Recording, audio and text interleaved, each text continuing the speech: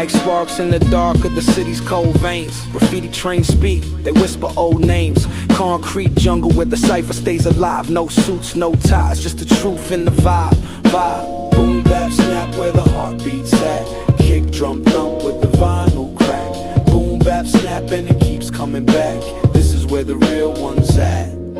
Street light halos and corner store tales. Dreams get heavy like the rusted rails. Spit for the broke, the lost, the unseen. Paint pictures vivid on a beat machine. Boom, it echoes, bap it claps. Life is rhythm, filling gaps. Loop it raw, don't polish facts. This is boom bap snap back. Boom bap snap where the heart beats at. Kick drum thump with the vinyl crack. Boom bap snap and it keeps coming back. This is where the real ones at.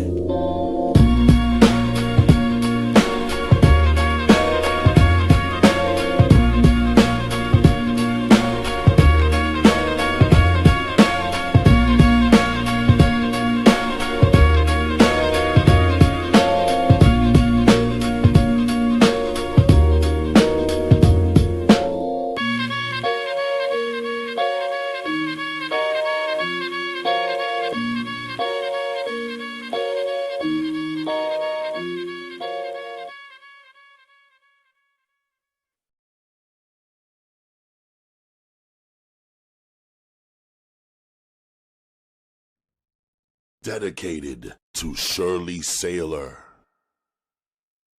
Chapter 1. Joe Green, better known to his friends and acquaintances as JoJo, poured the rest of the heroin out of a small piece of tinfoil into the Wild Irish Rose wine bottle top that had been converted into what drug users call a cooker. His common-law wife, Tina, watched him closely. Damn, JoJo, I sure hate the thought of that being the last dope in the house. The last time your slow-ass connect said he would be here in an hour, it was the next day before the motherfucker showed up. Shrugging his thin shoulders philosophically, JoJo didn't even glance up at his woman as he replied, "That's one of the few bad points you run into when your connection doesn't use. They don't understand that a drug addict has to have that shit at certain times. It ain't like a drunk. When Joe Chick says it's time to fix, it's time to fix, with no shit about it." JoJo, you don't think the bastard would do us like he did last time, do you? She asked, her voice changing to a whining, pleading note. "God damn it!" JoJo yelled as he patted his pockets. "I ain't got no motherfucking matches!" He glanced around wildly, his eyes searching in vain for a book of matches on one of the trash-covered end tables. The house they lived in was a 4-room flat. You could enter by either door and stare all the way through the house. The back door led right into the kitchen, which went straight into the dining room, or bedroom, whichever you want to call it. The bed came out of the wall, Murphy bed style, and could be put up into the wall after use, but never was in this particular house. After the dining room came the front room. Here, there had been some sort of effort to gain a partial amount of privacy with a long, filthy bedspread that had been tacked up and stretched across the room, separating them. Actually, there were 2 different bedspreads, each nailed to the ceiling. When a person went between the rooms, he parted them in the middle and stepped through, using them the same way you would a sliding door. "Here, honey," Tina said, holding out a book of matches she had extracted from her purse. As JoJo leaned over to get the matches, his eyes fell on the roll of money in her purse. "Damn, but that seems like a lot of money," he stated, nodding at her open purse. "Yeah, I know what you mean. It's all those $1 bills we took in. Shit, JoJo, we must have taken in over $200 in singles alone." She smiled suddenly, and the smile made the light-complexioned woman look much younger than her 25 years. When she smiled, the hard lines around her mouth disappeared. Tall, thin, and gaunt to the extent that she appeared to be undernourished, she still retained a small amount of attractiveness. On the other hand, when JoJo opened his mouth, it took something from him. His teeth were rotten, typical of the person who had used hard narcotics for 10 years or better. It was catching up with him. He was as slim as his woman, maybe even slimmer. Nah, baby, I don't think we'll have the delay we had the last time. Remember on the last cop, we were short on the man's money, so I think he did it more or less to teach us a lesson. As he talked, JoJo tore 4 matches from the book and struck them. He held the burning matches under the cooker until the matches almost burned his fingers. Then he shook the matches out before casually dropping them on the floor. Shit! If you had to do the cleaning up, JoJo, you wouldn't be so quick to throw everything you finished with on the goddamn floor! JoJo laughed sharply as he set the hot cooker down on the edge of the coffee table in front of him. His reddish-brown eyes surveyed the cluttered floor. There was such an accumulation of trash that it appeared as if no one had bothered to sweep up in over a month, maybe 2. The short, brown-skinned man grinned up at his woman. It don't look as if you've been killing yourself cleaning up. Shit! She snorted again. If it wasn't for them nasty-ass friends of yours, this place would be clean. I'll sweep up for you, Mama. A young voice called out from the dining room bedroom. Before either of the grown-ups could say no, the 6-year-old child appeared, pulling a broom along that was taller than she was. Little Tina was a smaller model of her mother, light-complexioned, with dimples in each cheek. She smiled brightly at her mother and stepfather as she tried to make herself helpful. The appearance of the child didn't stop JoJo in his preparation of the drugs. He removed a stocking from a small brown paper bag, then an eyedropper that had 2 needles stuck in the bulb part of the dropper. JoJo removed both the needles, then inserted one of them on the end of the dropper. Let me get enough to draw up, JoJo, Tina begged before he had even drawn up a drop. He smiled up at her encouragingly. Don't worry, honey. Don't I always look out for my baby? You can get right funky, JoJo, when the last of the junk is in sight. You're real cool when there's a whole lot of the job, but you get doggish as a motherfucker when it ain't but a little left. Unknown to the couple, little Tina had moved closer to the table, swinging the broom back and forth vigorously. Tina opened up the paper bag and removed another dropper from it. Is that other spike any good? She asked anxiously. How the fuck would I know? He cursed sharply as he attempted to open the needle on his dropper. This motherfucker of mine is stopped up. No wonder, Tina said as she attempted to draw up some water from the dirty glass that JoJo was using. Your glass has got so much filth in it, it's a wonder you ain't ruined the dope in the cooker. She glanced over his shoulder at the cooker. You used that water in the glass, didn't you? JoJo shrugged. It don't make no difference once I put the fire under it. It killed any germs that might have been in the motherfucking water. Yeah, She answered worriedly. you may have killed the so-called germs, but what about all that trash we gotta draw up? In exasperation, JoJo cursed. I don't know what the fuck you want me to do about it. It's done. Ain't nothing else I can fucking do. If you're really that motherfucking worried over it, Tina, then take your motherfucking ass out to the kitchen and get some more clean motherfucking water. Shit! She exclaimed under her stock phrase. By the time I get back, you'll be done drawing up all the dope and shot it and you fucking know it! Goddamn woman, you don't trust nobody, do you? Daddy, I'll go get you some water. Little Tina said as she rushed over to the table in an attempt to be helpful. The tall broom she carried was too much for her to control completely. As she neared the table, dragging the broom, the handle swung down in an arc. Too late. JoJo threw his hand up as if to ward off a blow. The handle came down and struck the cooker, sending it spinning off the end of the table. The drug in the bottom of it spilled out as the top fell off the end of the table onto the dirty throw rug. Instantly, the rug absorbed the drug so that it was impossible for the 2 addicts to save any of it. Tina dropped down on her knees beside the table. She picked up the overturned cooker. It wasn't any cotton in the cooker! She stated in a hurt voice. She turned it around and around as if she couldn't believe it had happened. Suddenly, she started to paw at the rug, rubbing it as she searched for some of the liquid that had escaped. Not a fucking drop left! She managed to say, The goddamn rug is a fucking sponge!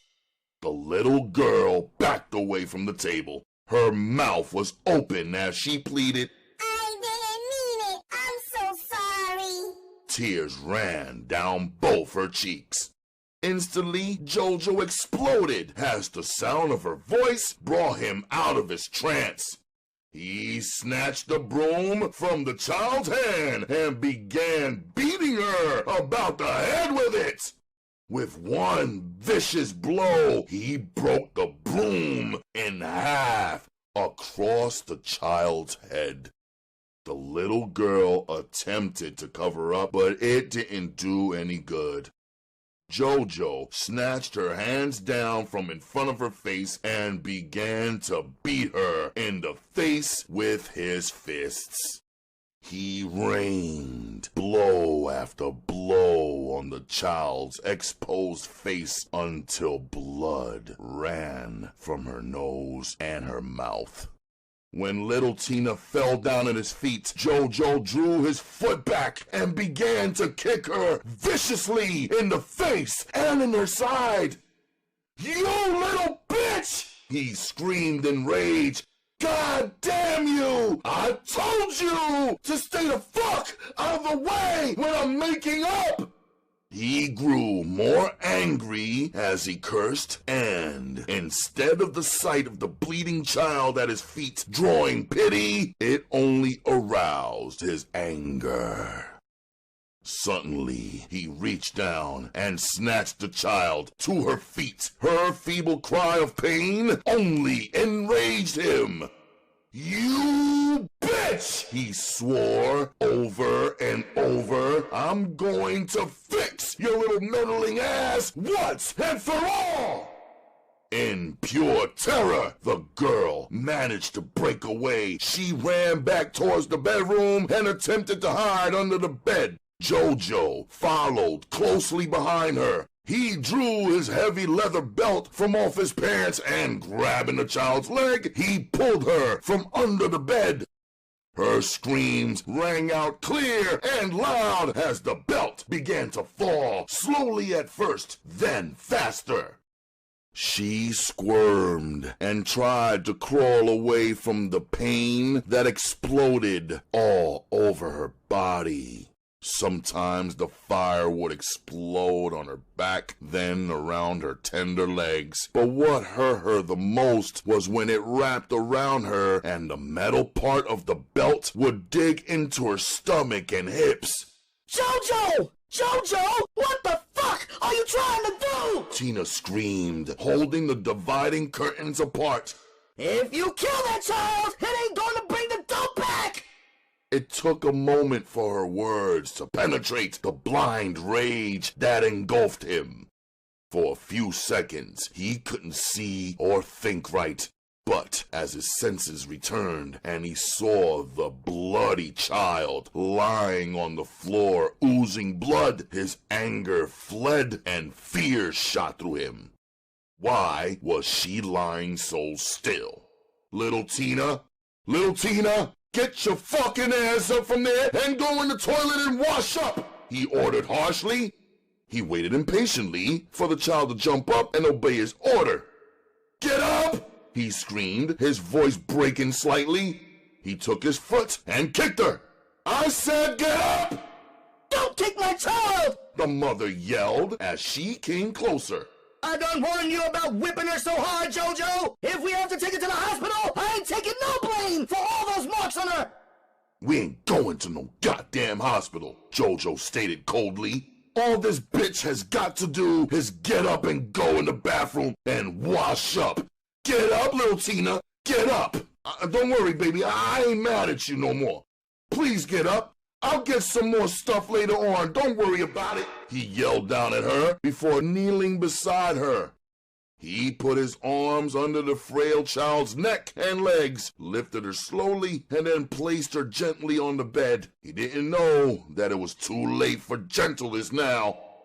She looks like she's turning blue! Tina screamed out. She frantically clutched at the child. What's wrong with her? Why is she laying so still? Tina? Tina, stop playing games, Tina! Wake up, little girl! The mother's fear quickly transferred to the waiting man. Jojo could feel the knot of fear growing in the pit of his stomach. The child couldn't be dead, that he was sure of. He hadn't hit her that hard. He ain't hit her hard enough for that. No way, he told himself in an attempt to quiet his jumping nerves. Oh, Jojo, you got to do something. Man, what's wrong with my little girl? Please, Jojo, do something for her. If there had been anything he could have done, Jojo would have done it. But he didn't know what to do.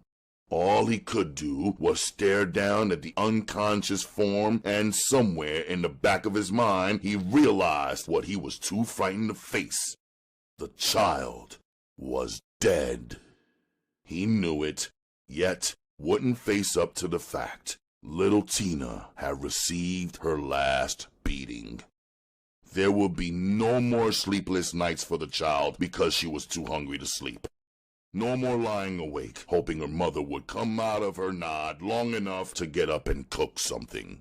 There would be no more fears of uncontrolled beatings that came from nothing. Yes, little Tina was beyond that now. Beyond a mother's love that sometimes seemed more like hate. Chapter 2. The two men sat in the car in front of the shabby frame house. The outside paint job on the house was a battleship gray that looked as if it had seen one battle too many.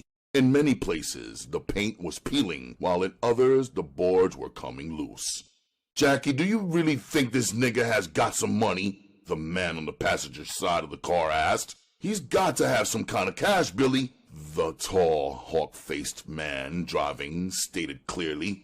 "Just use common sense, Billy Good," he continued, using the man's full name. It was a habit he had adopted from prison, where most men were called by their last names.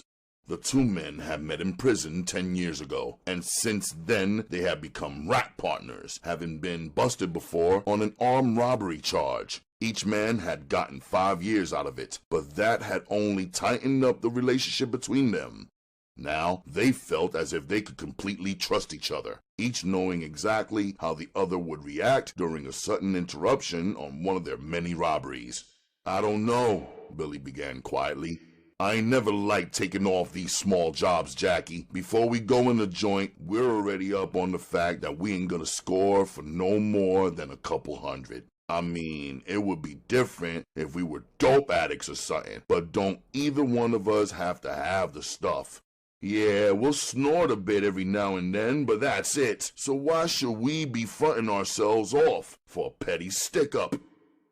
"God damn, Billy Good, we went through this shit earlier. You and me both agreed that this would be a safe hit. They ain't gonna call no law in after we leave. Plus, this punk Jojo ain't nothing but pussy. So it's like taking candy from a baby. We just walk in and take it. That's all there is to it." Billy reached over and pushed a cigarette lighter in. "I know, Jackie. Maybe that's what the problem is. I keep remembering that cute little kid they got, you know. The last time we were here, she went out of her way to fix me up a cold glass of water. I know it's a small thing, but the kid reminds me of my little girl in New York." Billy removed the lighter and lit his smoke before continuing. "Yeah, I know, a glass of water ain't about nothing, but Jackie, I know the kid's folks ain't got a fucking thing. And if we take the little bit they got, it's going to be just that less the kid gets." "That's bullshit, man," Jackie stated harshly. "Dig, man, all you have to do is think. Remember how damn raggedy the child's dress was? Okay then, it goes to show that the mother ain't even using the fucking welfare check they probably get every month for the fucking child. So what we take in depriving the child of shit. What's gonna happen is they ain't gonna be able to shoot up as much dope this month as they did last month, that's all." "Uh-huh. I guess you're right about that," Billy said as he finally made up his mind. If they were spending any kind of money on that kid, it would be food, and as puny as she is, I know she underfed. That's right, Jackie answered quickly. If they ain't worried about feeding the kid, you know damn well they ain't worried about what kind of clothes she wears. Billy laughed suddenly as he opened his car door. We make a hell of a set of stick-up men, Jackie, don't we? Here we are, soft as grapes, worried about some damn kid. Jackie saw the humor in it himself. He joined his partner in laughing. He had seen Billy shoot down a woman once without batting an eye, and yet here was the same man worried about taking the food out of a child's mouth. It was a strange world, he reflected, and stranger still were the men and women who lived in it. As the two men started up the sidewalk, it was apparent why the detectives in the holdup department downtown had tagged the crime partners as Mutt and Jeff. Jack stood 6'4" in his socks, while Billy was only 5'6". But what he didn't have in height, Billy made up for in width. He was built like a stocky breeding bull. At first glance, he appeared not to have a neck. Billy was naturally a husky person, but lifting weights in prison had added to his frame. The huge muscles under his clothes seemed to roll around as he walked. Jackie was just the opposite. He was lean to the point of being almost gaunt. He had the appearance of a drug addict, even though he was not one yet. But the love of snorting heroin was leading him down the path of drug addiction. In time, if he continued to use drugs at the rate he was doing, he would become an addict. When they reached the front door, both men hesitated before knocking. Each man checked the pistol in his waist, making sure the gun didn't protrude. Well, baby boy, this is it, Jackie stated calmly as he raised his fist and knocked. When there was no sound from inside, he knocked louder. The sudden commotion at the front door startled the two frightened people inside. Tina jumped as though she was being shot at. Suddenly a thought flashed through her mind, and before JoJo could say anything, she fled to the door and jerked it open. The two men outside the door jumped back surprised. For a second, they thought they had been unlucky enough to walk up on the bus, but at second glance, they could see the wild-eyed Tina standing there. Please come in, please. I want you to help me wake up my baby. She fell and hit her head, Tina stated as she held the door wide open. Billy was the first one through the door. For some reason, the mention of the child put a cold finger of fear around his heart. As he walked through the front room, he stepped over the broken broom and noticed the blood spots on the floor. As soon as he entered the bedroom, a feeling of horror washed over him. Nobody had bothered to wash up the child. Her young body was covered with marks from her ordeal. Blood was all over her face and neck. But what really shook Billy was the expression of the terror on the child's face. The thought flashed through his mind instantly that this child was beaten to death. Even before he reached the edge of the bed and felt her thin hand, he knew she was dead. When Jackie reached the bed, he glanced over at his partner and was surprised to see Billy standing there crying. Tears ran freely down the husky man's cheeks as he held the child's hand helplessly. "She's dead. She's dead," Billy stated, as if he couldn't believe it. "The kid's dead, Jack." Jackie had seen death before, but this was the first time he had ever seen a person who had been beaten to death. "Yeah, she's gone, Billy," Jackie stated, then added, "but she sure in the fuck didn't die from falling and hitting her head on something. That's for goddamn sure, man." "Yeah, she did," JoJo answered quickly. "She was running and fell up against the edge of the bed and then cracked her head." The lie was obvious. There was no reason for the two men to even begin to believe it, but Billy still glanced over to where JoJo said the child had fallen. Instead of seeing what JoJo had wanted him to see, he saw the large leather belt. "That's what the motherfucker used to beat the child with," Billy said. He pointed the belt out with his finger. "Yeah," Jackie replied. "He used that and the broken broom in the next room." When his words didn't seem to reach Billy, Jackie whirled on his heel and went back into the front room and picked up the broken broom. He carried it in front of him as if it were a snake, tossing it at the feet of Billy. That's one of the things the motherfucker used. No telling what else he beat her with. Shit! Tina yelled. I thought you guys would help my child, not stand up there and play police. She needs help. As Billy stared at the broken broom, the transformation came over him slowly. The tears on his cheeks dried up, and his features became rock hard. His pale grayish eyes began to glitter dangerously. If it's money you want, I got some money. Tina screamed at the men as she snatched open her purse and grabbed at the money there. Here, I'll pay you. Just help me get my daughter to the hospital, that's all. The doctors can do something for her. Had the men known more about insanity, they would have realized that the shock of her child dying had been too much for the mother. Her mind wouldn't accept the fact that the child was dead. Put that goddamn money up, Jojo ordered harshly. If they'll take us to the hospital, I'll pay them for it. Before Jojo's outstretched hand could reach the money in Tina's hand, Billy had struck. He whirled around and swung a left hook to Jojo's midsection. The punch folded Jojo up, but Billy didn't stop there.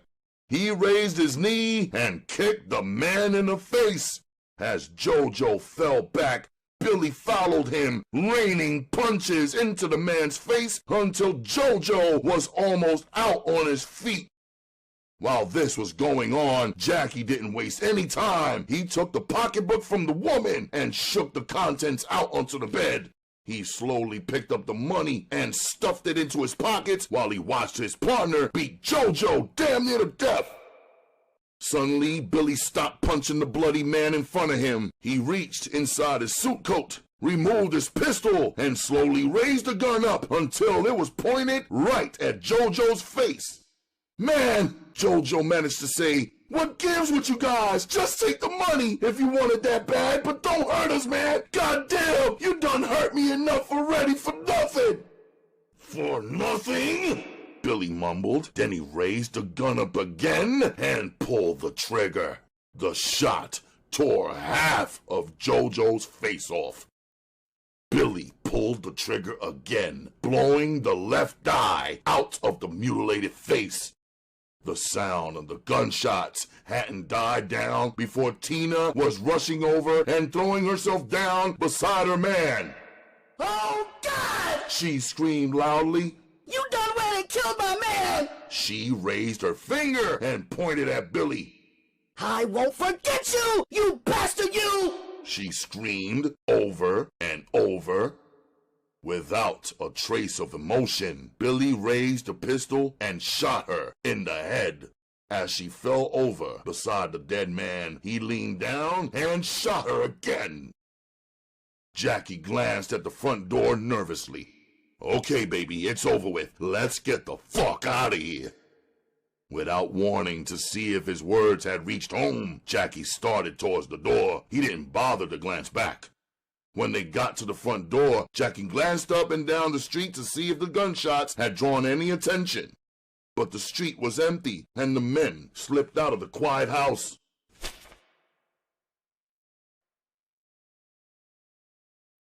Chapter 3. Parked outside the dirty frame house were enough police cars to supply a small city with a complete police force. From unmarked cars to the quite visible black and white squad cars, the street was full of them, parked on both sides. To the passerby, it looked like a riot or something else as dangerous was about to happen, or has happened. Police were everywhere asking questions of the people who gathered curiously in front of the small house.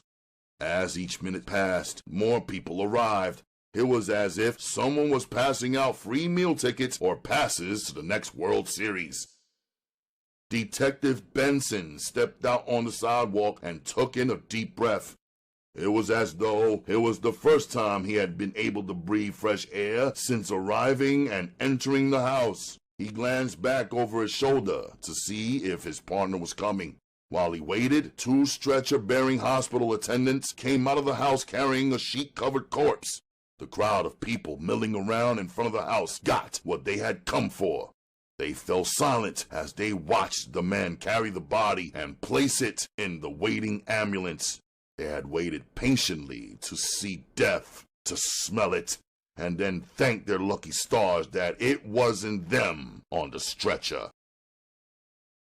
Benson stared out at the sea of black faces watching him. They were curious about him, another black man. Yet, this one was on the other side of the line. There he stood, behind the police line, where only the so-called important people should be. Benson removed a cigarette and lit it slowly. One person in the crowd stared hard at the features of the black policeman. He took in the short natural hairstyle with its accumulation of stray gray hair scattered about. The next thing the watcher noticed was the chilling black eyes that didn't seem to be searching for anything in particular, but from strict custom were watching the crowd as if it were an enemy. The large nose gave credence to the rumor that there was Indian blood in the man.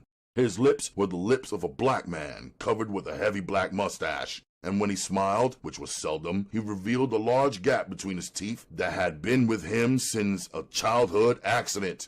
His shoulders were wide, tapering off to a narrow waistline, yet at sight of the man, a person would think of strength. It wasn't because of his size, because he only stood 6'1", but because of the way he carried himself, he gave the impression of a coiled snake about to strike. From the burning intensity inside of him, he radiated strength and danger. Once again, Benson glanced over his shoulder to see what could be holding up his partner. He turned on his heel and started back towards the house. On the spur of the moment, his feet obeyed a flashing thought, and he went around the side of the house. He examined the ground as he walked, looking for anything that might turn out to be a lead. At the rear of the house, he stepped over an overturned garbage can and glanced in the window. There was so much dirt on the windowsill that he knew at once that nobody had used this particular window in some time. "By God, hold the nigger right there!" The harsh southern voice filled Benson with a cold, murderous rage. Before he turned around and faced the man with the harsh voice, Benson fought to control his temper. He knew that if he turned around at once, he will end up by taking the loudmouth officer apart. "Put your hands up on that fucking wall!" the officer ordered loudly. "What's wrong, boy? You hard of hearing, son, nigga?" The policeman continued as Benson refused to follow his demand. No matter what you did or what you became, the thought flashed through Benson's mind, you'd always be a nigger to some of these hillbilly bastards. The word didn't disturb him, but the tone of voice the speaker used did. Even though he hadn't done anything, this bastard was ready to kill him. Benson didn't fool himself by taking any chances because he knew the officer standing behind him would do just that if he was given any kind of a reason.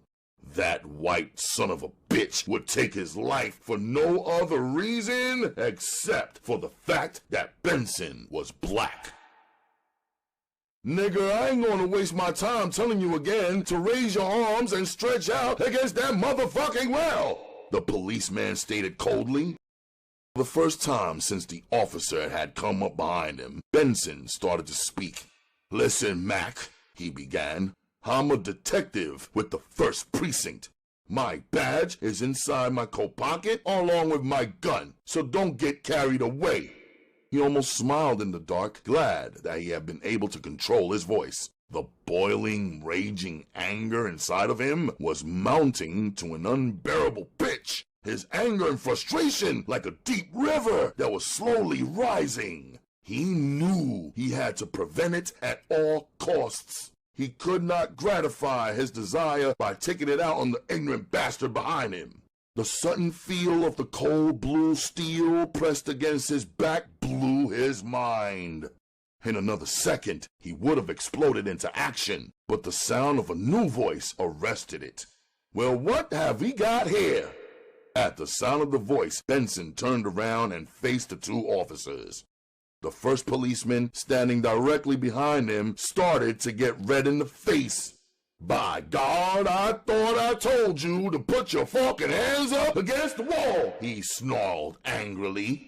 Benson didn't bother to glance at the new arrival. "I don't know what they teach you new rookies, you dumb son of a bitch, but I've told you once that I'm a motherfucking officer, a fucking detective at that!"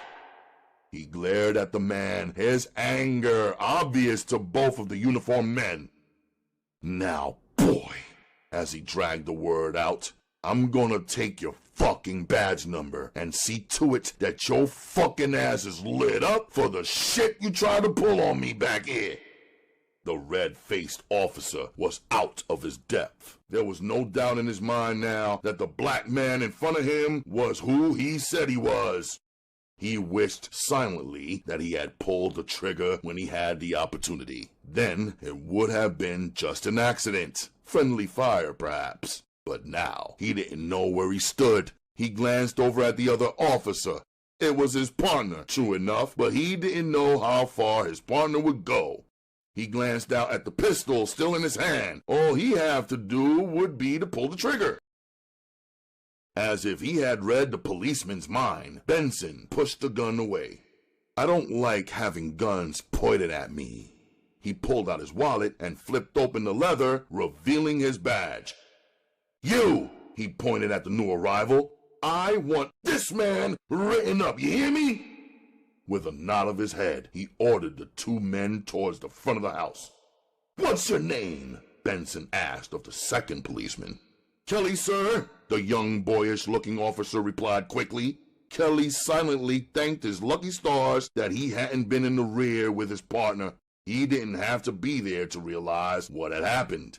He had warned Jim, his partner, that his race hatred would get him in trouble. Nowadays, you couldn't tell what a black man might be, so you didn't treat them all as if they were dirt. But he couldn't get it through Jim's thick head, so he'd have to learn the hard way that those days of abusing every black person you see were over. As they approached the front of the house, a tall, blonde-haired detective came towards them. "God damn it, there you are! I wonder where in the fuck you had gone!" Benson didn't smile at his partner's approach. The frown on his face was one that Ryan was well familiar with. "Both of you guys wait here," Benson ordered sharply. "Like hell we will," the officer called Jim stated loudly. "I don't know when we started taking orders from you." Before Benson could reply, Ryan took it up. "I don't know what the problem is here, son, but whenever a detective gives an order, it's generally obeyed by an officer." "I haven't said anything," Kelly stated, trying to make sure he wasn't caught up in whatever was about to jump off. Benson pulled Ryan to the side and explained everything, even adding the thought that he believed the officer would have shot him if it hadn't been for the arrival of his partner. As Benson talked, Ryan's eyes grew hard until they were mere pinpoints. He had worked with this black man for over 2 years now, and in that time, they had both saved each other's lives on more than one occasion. As soon as Benson finished talking, Ryan whirled around on the two policemen. "He told you once. Now I'm giving my order. I want both of you to wait right here until I speak with the captain." Ryan removed his pad from his pocket and wrote both the men's badge numbers down. In a few minutes, he was back, walking alone across the lawn. At the sight of Ryan reappearing by himself, Jim felt a little better. They couldn't do too much to him for making a small mistake. How the hell could he tell that the nigger was an officer? One black face was like another, as far as he was concerned. "You know," Jim began, trying to appear friendly to Benson, "this was a mistake any man could make. I mean, if I'd been back there out of uniform, you probably would have made the same mistake," he stated, then laughed loudly. Ryan still had that cold look about him as he walked up. "You boys can go about your business now. The captain said he'd like to see both of you downtown in his office tomorrow morning at 10 o'clock. Then we could get to the bottom of this motherfucking mess." "Gee whiz," Kelly said over and over. "I don't know anything about this crap. All I did was walk into the rear of the house to find my partner, and that's all." You did more than you realize, Benson stated shortly. If you hadn't appeared when you did, I'm sure your partner here would have found reason to fucking shoot me.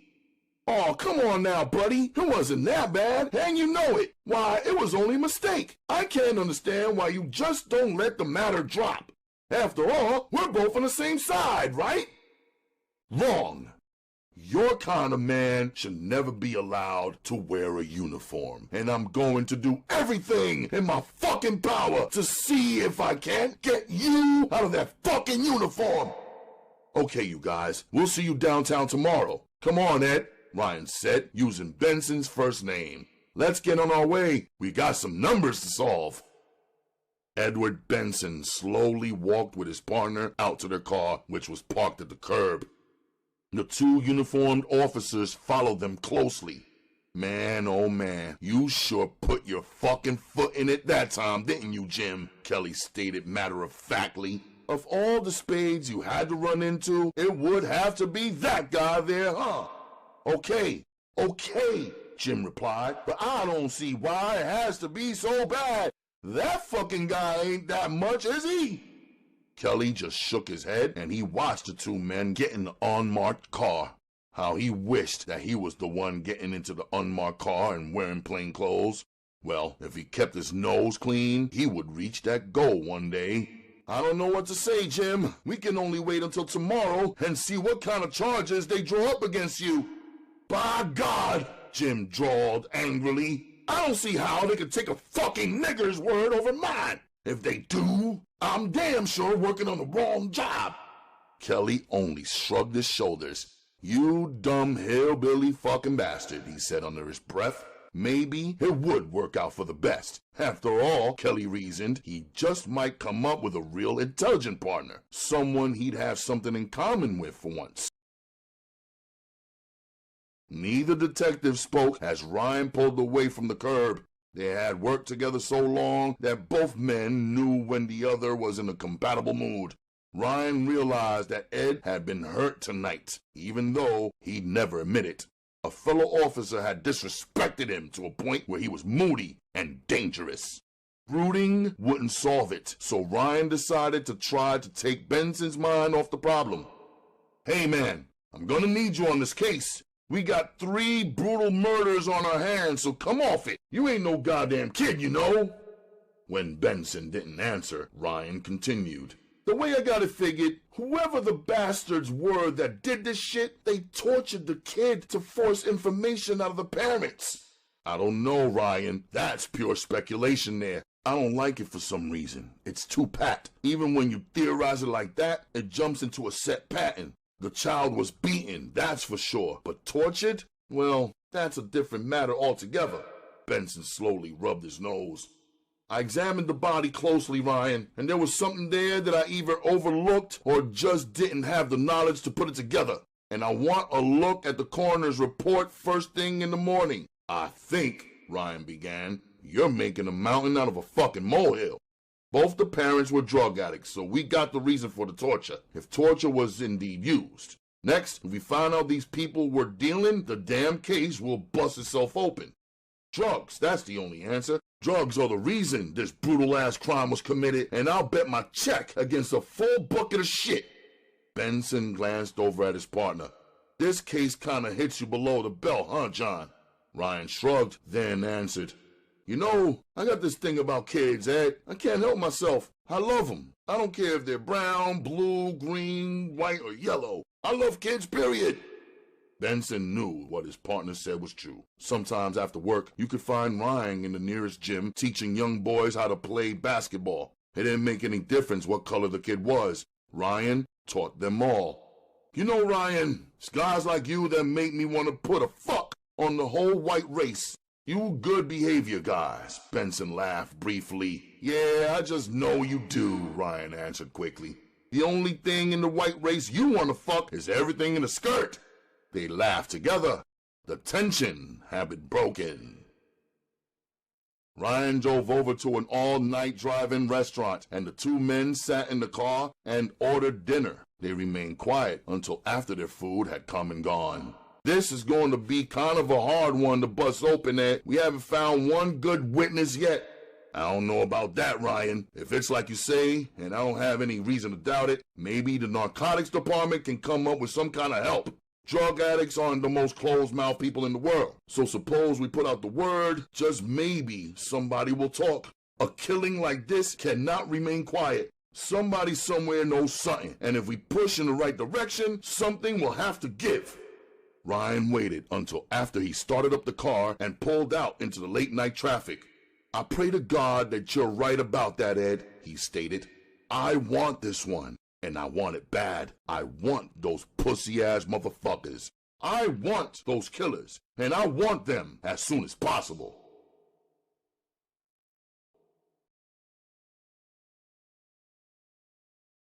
Chapter 4.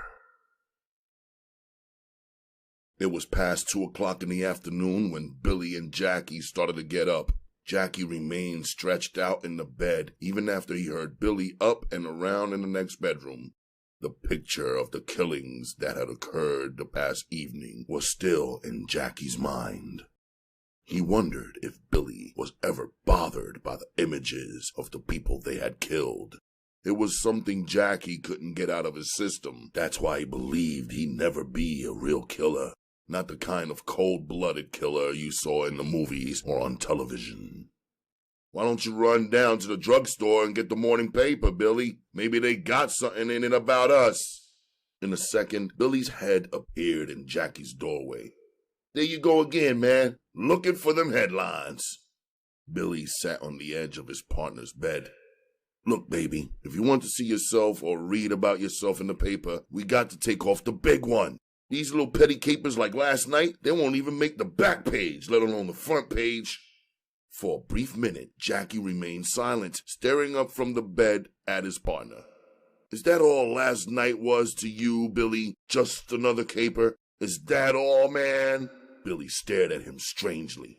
What's this shit, man? Yo, I don't dig where you coming from. Of course that's all it was. A fucking caper. If you're thinking about that couple, think about that kid and what them funky motherfuckers did to her. Think about that, Jackie. About the expression on her face when she died. Then, if you have any pity left, then you tell me about it. I read you loud and clear, Billy. That's all I needed to get my thinking cap on right, too. But I still like to see if there was anything in the papers about us. Billy grinned at his friend. I know, nigga. By the time you got out of the bed, they'd be done sold out of papers. Then we'd have to wait for the evening paper to come out. Okay, my man. I'll be your flunky this time, but I don't promise you the same kind of action this time tomorrow. The men laughed together. Then Billy got up and went out to get the paper. While he was gone, Jackie climbed out of the bed and took a quick shower. He wished he had a blow. One quick snort would really put his think cap on right. The more he thought about it, the more he wanted some dope. Jackie paced up and down the apartment, wearing nothing but a huge white towel. Suddenly, he made up his mind. Picking up the phone, he dialed the number of an apartment 2 floors above the one he lived in. He knew the woman upstairs had some drugs. That wasn't the problem. The problem was getting her to bring it downstairs. As a last resort, he reasoned, he could always slip on something and run up the stairs and get it himself. Hello, Lucy? Hi, baby. This is Jackie. You know, Jackie, the tall guy who stays downstairs under you, baby. Yeah, I thought you'd realize who it was. Look, honey, would you do me a favor? Look, no, baby, let me finish. I don't want any credit. Nah, nothing like that. When I say favor, I just mean I'd like to ask you if you would send me a $25 package down here. I'm kind of tied up right now, or I'd run up myself and get it. He held the phone closely as he listened, then cut her off. Listen, woman, I don't play games. Your money is here. I'm just asking you to do me a favor and send it down. I don't care who brings it, you or the man in the moon. I don't give a fuck. All I want is the stuff. Hey, wait a minute, mama. I ain't no petty nigga. Nah, baby. If I was going to rip off something, it would be a hell of a lot bigger than a $25 bag. Trust and believe. Again, he waited patiently until she stopped talking. Then he inquired sharply. Listen, baby, if I wasn't tied up, I'd have run upstairs and got it. By now, I could have been upstairs and back. If you ain't gonna do it, just say so. All this bullshit you're taking me through ain't worth it. I asked you to do me a favor. Whether or not you do it, it's up to you. Are you gonna send it or not? For an instant, Jackie started to slam the receiver down on the woman. Then he curbed his temper. Listen, girl, I just got out of the shower and I ain't got no clothes on. If you're gonna send it right now. If it ain't here by the time I get dressed, I'll figure it ain't coming. With that said, he slammed the phone down and stalked back to his closet. He rummaged through the few clothes hanging up inside. There wasn't much to choose from because Jackie wasn't what you call a dresser. In fact, he rarely went out of his way to buy clothes. Only when Billy went shopping and dragged him along would he pick out something. He had 2 suits and 4 pairs of stray pants, plus a variety of shirts. And the few clothes were in various conditions, with some dirty, while others were still in cleaner's bags. Without really caring what he wore, Jackie removed a dark blue pair of pants from the closet and put them on quickly. He was in the process of picking out a clean shirt when the doorbell rang.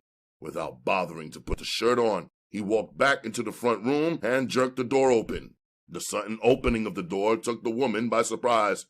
Her mouth opened, and she gave a frightened little yell before gaining control of herself. She must have really been frightened after all, Jackie reasoned, as he stared down at her.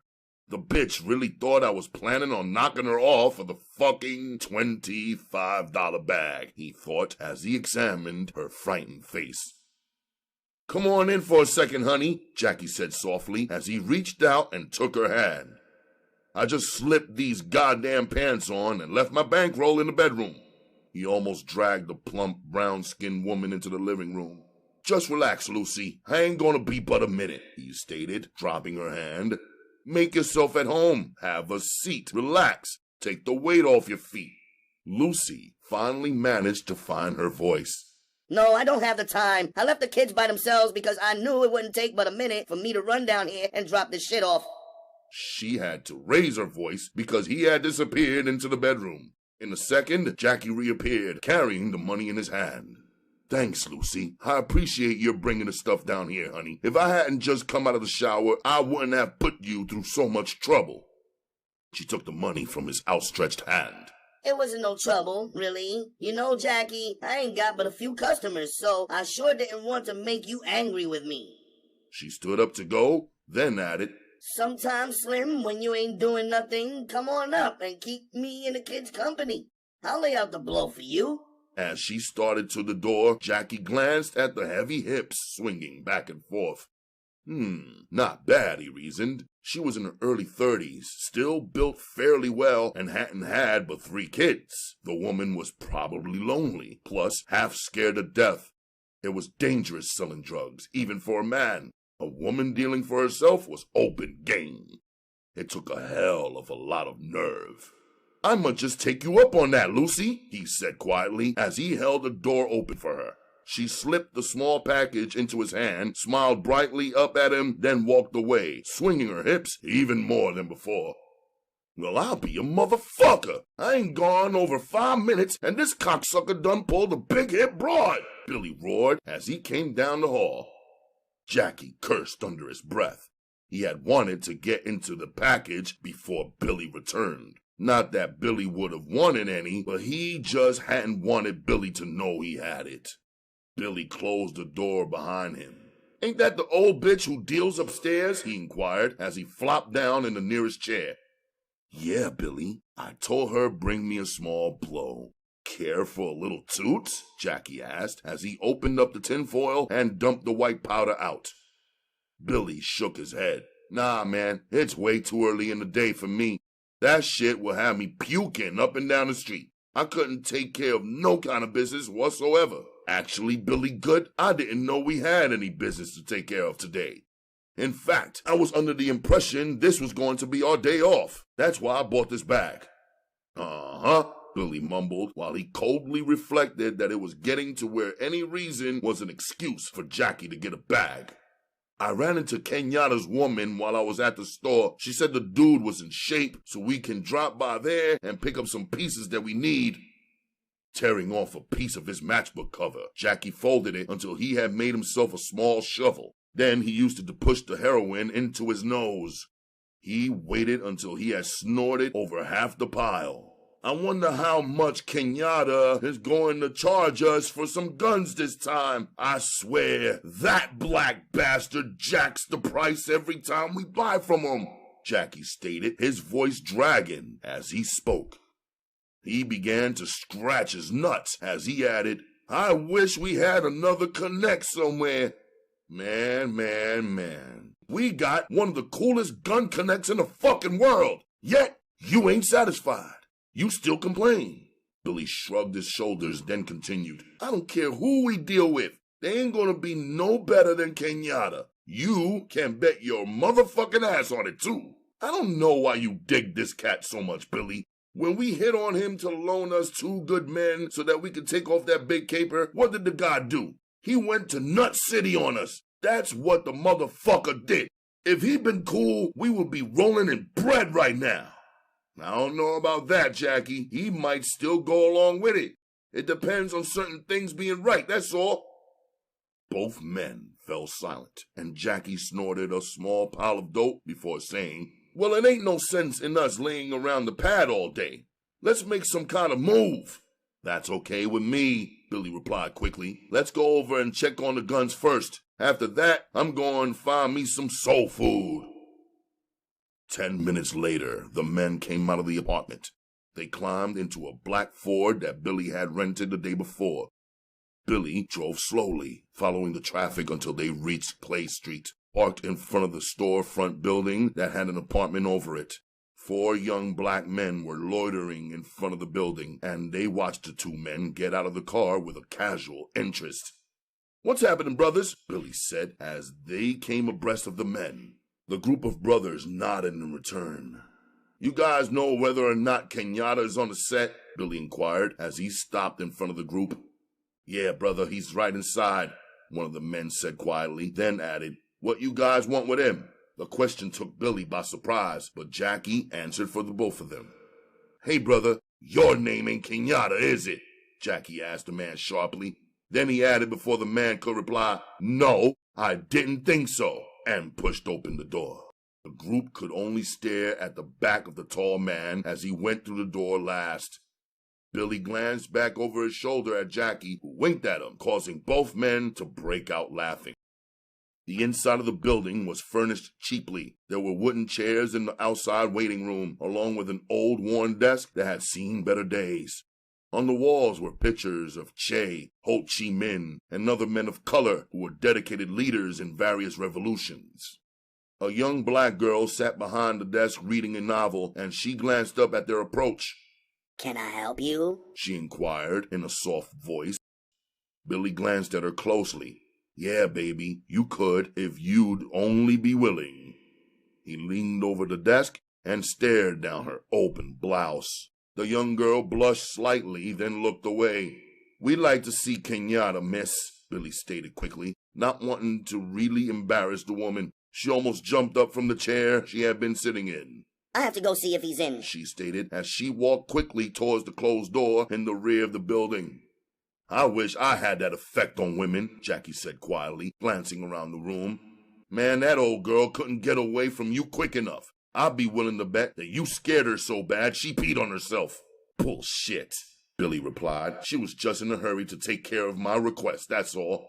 Yeah, I can dig that. She was in such a hurry that she didn't even bother to get our names, Jackie answered, as the door in the rear opened. A tall black man came out, dressed in a pair of old Levi's that had seen better days. The white t-shirt he wore was spotlessly clean. He was completely bald, and his head had been greased until it had a shine to it.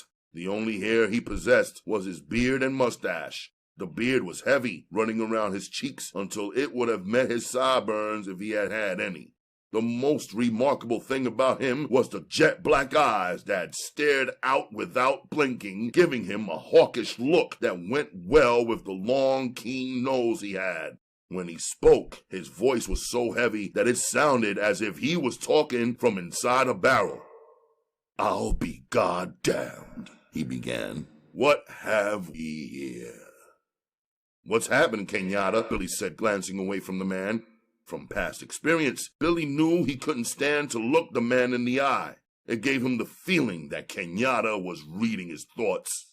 "We can talk better from my office," Kenyatta stated as he turned his back to the men and led the way back the way he had come. No one spoke until after they entered the well-furnished rear office. The carpet on the floor was a dark brown, which matched the other furnishings in the room. Posters hung on the walls, but there were paintings of black women and men hanging there also. The paintings were well done. Kenyatta waved his hand toward two comfortable overstuffed chairs. "You guys make yourselves at home," he said as he walked around the oval desk and sat down in an expensive chair. Two young girls sitting in the office got up to go. Ken, The taller of the two said. is there anything we can do for you before we leave? She asked in a velvet voice. Kenyatta glanced over at his guests. "Can I have the ladies fix you up something?" he asked. "Maybe a hard drink, or some coffee, maybe a bottle of pop." The tall black woman waited patiently for the men to make up their minds. "I wouldn't mind some tea, if you have any hot," Billy said, leering at the woman. Jackie shook his head. "Yeah, I'll have the same thing, with plenty of sugar." "You like what you see, Billy?" Kenyatta asked as the two women started out the door. "The tall sister is my lady, but I don't mind someone admiring her."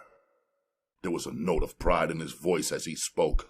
"Yeah, baby, it really makes a person realize what they mean when they say black is beautiful," Billy replied honestly. "I gotta give you credit, baby boy. You really have a lady over there." "Beauty is only skin deep, Billy," Kenyatta answered slowly, then added, "But in her case, she is really something else. Besides her good looks, she's a lady, inside and out. A black lady." "Is there any difference?" Jackie asked sharply.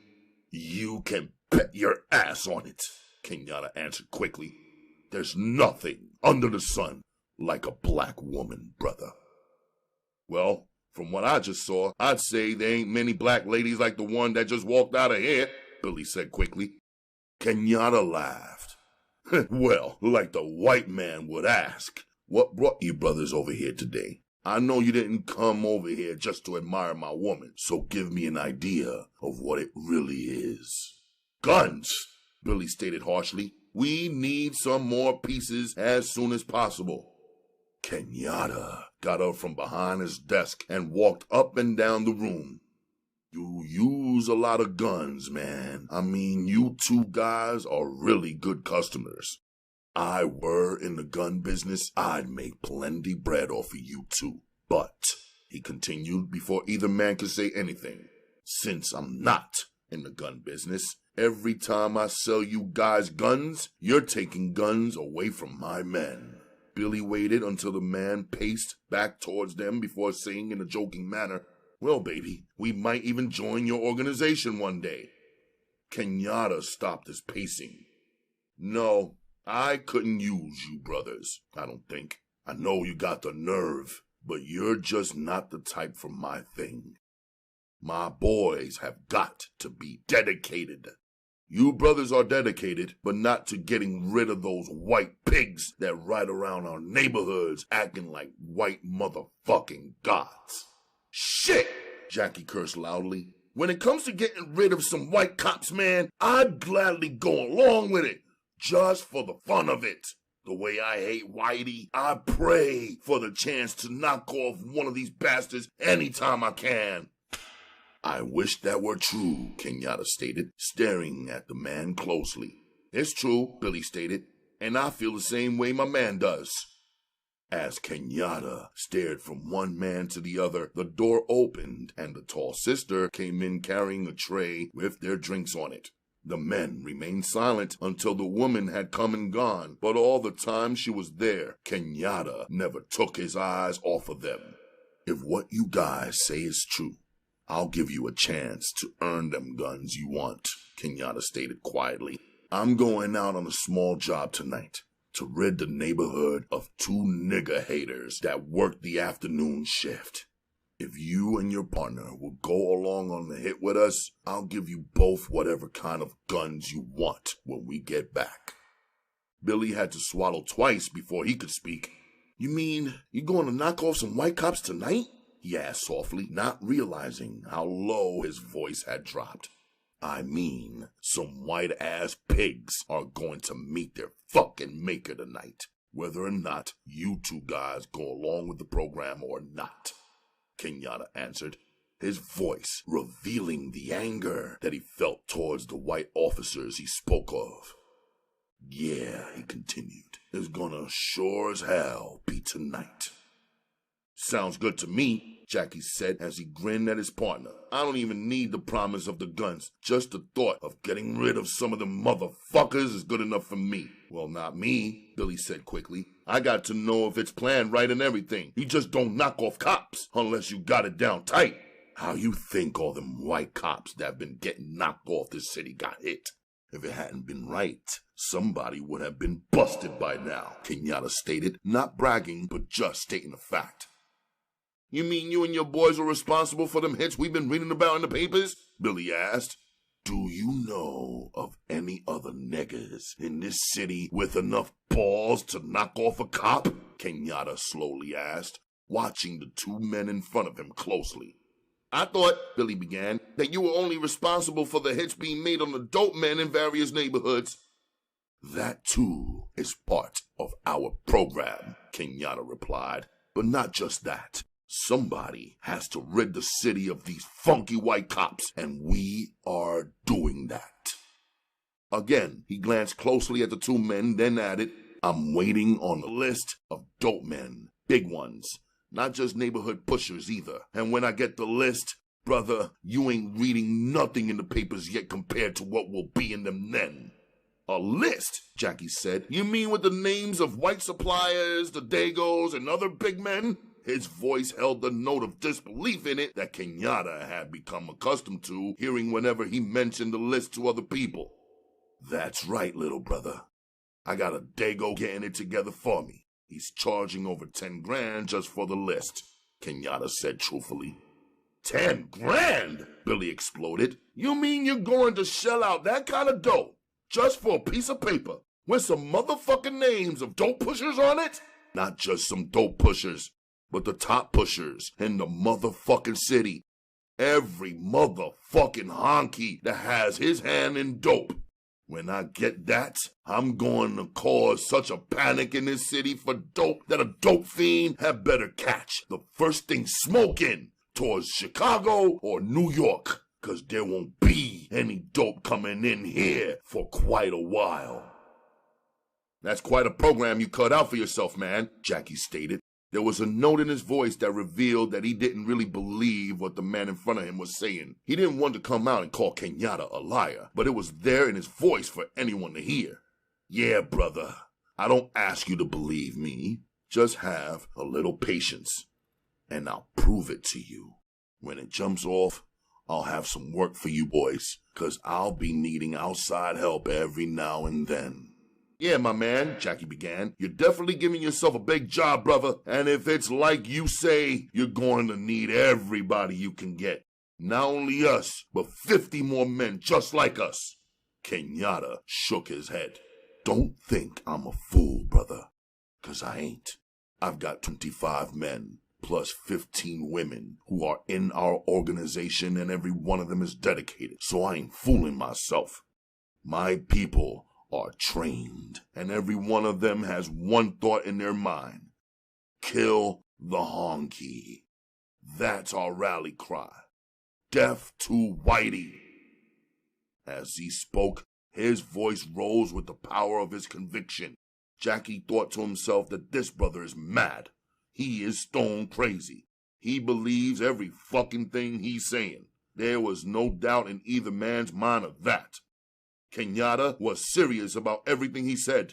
The thought of him having over 40 people believing in him was crazy in itself. That many people following in his path will give a madman quite a bit of power. Kenyatta leaned over the desk, staring at the men in front of him. His eyes were lit up with an unholy glow that burned too brightly. There was madness in them. Yet the fire that burned there was also the mark of the strong man, a leader, the kind of man the people could follow with complete trust. It can be done, he stated, pounding on the desk to get his point across. It can be done, and it will be done. This city will be rid of dope pushers and race-hating racist cops. You can fucking bet on it. I believe you, brother. When you state it like that, I cannot help but believe you, Billy said truthfully, and at the time he did believe. It was one of Kenyatta's strong points, the ability to make people believe in his dream. Whether he could make it true or not, he could make people believe in him. As he talked, Jackie was visualizing Kenyatta talking in front of an audience, the gestures the man would use, the way he had of standing with his head thrown back. He would and could impress a lot of people. Jackie smiled encouragingly. Man, you got something about you, Kenyatta. I don't know what it is, but you got it, brother. Yeah, man, Billy agreed. That man sure got something about him. Here he done talked us into going on quite a job with him tonight, free of charge. If that ain't a power of persuasion, I don't know what the fuck it is. Wait a minute, Billy, Jackie said slowly. I ain't agreed to nothing yet. I want to hear how we're supposed to go on about this hit before I give my okay on it. I ain't just jumping up and shooting no cops without knowing if it's going to be a way to get away or not. I don't plan on getting busted, especially for killing police. Not this boy. My mother ain't had no fools that I know of. Kenyatta studied Jackie icily. Whether or not you agree, brother, you're in it now. You know too much about it for me to just let you walk out of here. It's damn near impossible for you not to go on it, if you know what I mean. Nah, man, I don't know what you mean. If you're thinking about making us prisoners in this motherfucker, I don't think I dig that, Jackie stated sharply, slowly getting out of his chair. Kenyatta waved him back down. Just stop a minute, brother, and think. If you're for real, it shouldn't disturb you that I'm taking no risks. I can't risk my men by allowing you to leave. No way. It just can't be done. Shit! Jackie got up, but Kenyatta didn't back down. I don't like the idea of being held against my will by anyone, Kenyatta, he said. His face was a mirror of his feelings filled with anger. Just hold on, partner, Billy said quickly, getting up to his feet also. Kenyatta's cool, man, so don't get upset. All we're gonna do, Kenyatta began, is stay upstairs until time to leave tonight. I'll run it all down to you when we get upstairs, and I promise you, you'll dig it. Billy patted his partner on the back. Be cool, man. Everything is going to be all right. Have I ever led you wrong, Jackie? I mean it, man. You're my partner, so I'm asking you, buddy, to just have faith in me this time. You know I don't ask that lightly, Jackie, so just do me the favor and trust in me, okay? Jackie stared at his partner. When you put it that way, I have to go along with the program. But I don't like it, baby. I just don't like it at all. Kenyatta smiled encouragingly at the men as he came around the desk and patted them on the shoulder. Don't worry, my man. I trust you, and I know you've been fucking with some dope, so if I can trust a would-be dope fiend, I believe you should be able to put a little faith in me. As Jackie scowled angrily, Billy laughed out loud. He's got us there, Jackie. The man ain't too far wrong. Jackie, you done had a blow, so if he can trust us, we should be able to put a little faith in the man. Yeah, baby, yeah, Jackie replied as he followed to the door, but he didn't like it one bit. All I got to say is that the plan had better be a good one. Oh, it's a good one, Kenyatta answered as he led the way toward a side door that led upstairs. It's so good, you'll fall in love with it. He laughed loudly as they began to climb up the narrow stairway. At the top, a closed, heavy oak door greeted the men, and as they approached the door, an eye peeped through a small slit. At the sight of Kenyatta, the door began to open. And as the men entered the apartment, the sound of female laughter came to them. Well, the way them women sound, I might just enjoy my short stay up here after all, Billy stated as he glanced around, trying to catch sight of the women. I'm quite sure you will enjoy it, Kenyatta stated, 'cause all we're gonna do is have big fun until it's time to go. Yeah, I really mean big fun. Chapter 5. As the evening wore on, Kenyatta made sure none of the people participating in the coming ordeal used too much alcohol. When Billy had a girl fix him another drink, Kenyatta overlooked the fact until Billy tried a few minutes later to get another one. Then, and only then, did Kenyatta speak up. "Hey, baby, what you gonna do?" he asked jokingly. "I know we're all grown," he said, "but we might need you straight-eyed, if you know what I mean. If something should jump off wrong, man, and you have to foot it, them drinks would cut off your breath, when you might just need to be long-winded." Everybody joined in the laughter, including Jackie, who had started to enjoy himself. The young brown-skinned girl sitting on his lap bounced around playfully. The other men and women smoked reefers and joked among themselves until it was time to go. Kenyatta's woman, Betty Jean, got up from the couch where she had been sitting. Every man's eyes followed her as she made her way across the floor. But she was so attractive that she drew men the way a fire draws moths. She couldn't help herself, just as they couldn't help but look. The tight black pants she wore didn't help matters any either. When she re-entered the room, she was carrying a small suitcase. She glanced over to Kenyatta, who was sitting on the couch. He got up and took the suitcase from her, then walked back to the couch and dumped the contents of the bag on the marble-top coffee table. The guns were scattered out on the table, making an assortment of pistols from .38s down to small .22 automatics. As the 5 men in the room came over to the table, Kenyatta let his eyes run over the front room apartment. Idly, he wondered if he would make it back to his room that he liked so much. The thick carpet on the floor was the same deep brown as that which had been used downstairs. It came with the deal that furnished the office. One large roll of expensive carpet had been stolen from a warehouse across town and found its way to Kenyatta's place. He had his office downstairs carpeted as well as the whole upstairs for less than $100. The rest of the furniture in the apartment matched the carpet and was expensive also. The couch had matching chairs in light tan, while the end tables were all marble-topped. The front room led into the living room, which was large and roomy, yet not so large as to appear spacious. The dining room set was dark brown with a matching china cabinet. The chairs around the table were all deep cushioned, again looking expensive. The cost at a store would have been over $1,000, but again, it came from across town, from a warehouse, costing Kenyatta less than $200. "Take it easy," Kenyatta said as the men shoved each other in their haste to get the gun of their choice. "It's enough pieces there for everybody. If you don't find what you like, just holler. We'll see to it that you get what you're looking for." How many can a man take? A thin boy in his early 20s asked, picking up a small pistol and examining it closely. "I'd like to have this little piece in case I get uptight with the law." "Shit. Big time," a short, light-complexioned man said. "That thing ain't got enough power to knock down a fly." "Hey, Red, I ain't looking for power with this," Big Time answered, grinning at the man. Ren grinned back, revealing a mouth full of rotten teeth.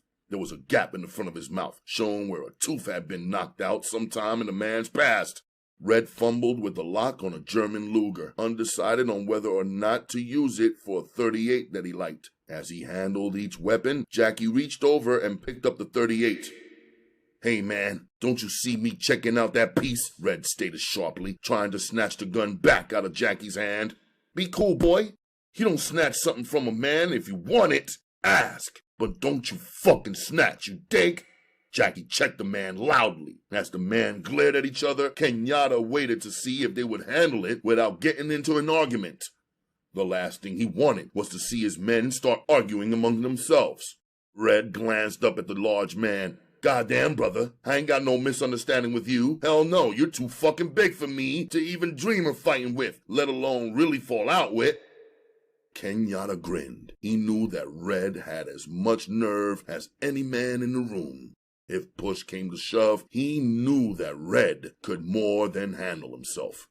Every man in his organization had been trained to use judo, the deadly art of death. How to kill with the bare hands was something he taught every man and woman who joined his outfit. Jackie grinned down at the smaller man. "That's all right, brother," he said, and held out the gun. "Here, my man, I just wanted to see how the handle was made. If you decide not to use it, though, let me know. I'm kind of fond of 38s. "What time are we supposed to leave?" Billy asked from where he was sitting, checking out different guns. "It's just about that time," Kenyatta answered as he took a quick peep at his watch. "I want each and every one of you to check your watches so that we'll all have the same time," he said. "Hey, my man, how about if you ain't got no watch?" Jackie asked as he sat down beside Billy. Without speaking, Kenyatta nodded his head at Betty. She got up from the couch where she had reseated herself. In a second, she was back, carrying a small man's watch. She held it out to Jackie. He took the watch from her and glanced at it.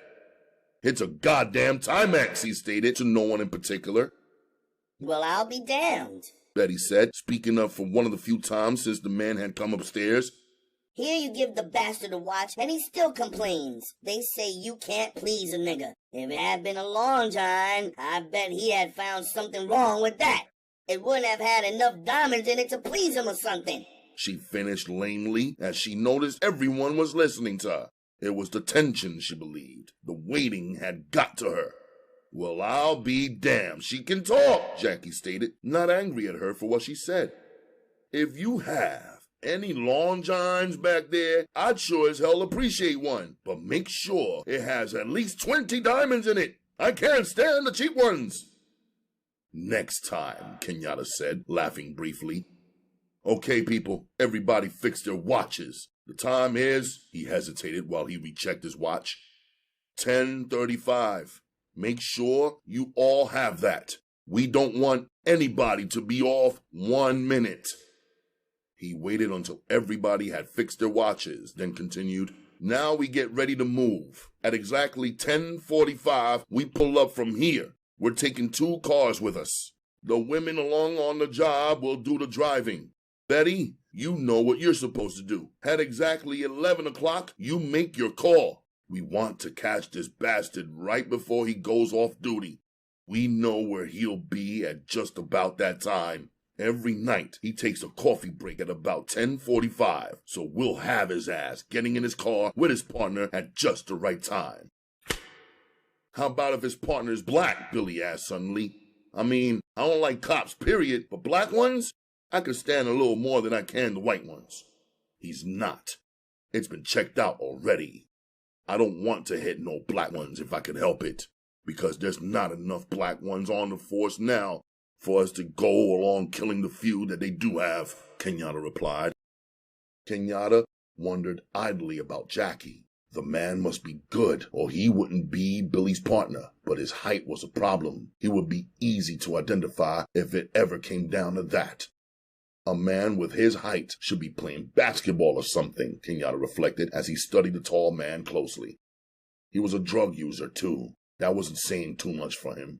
Some damn good hitmen use stuff. It was becoming a way of life for black people.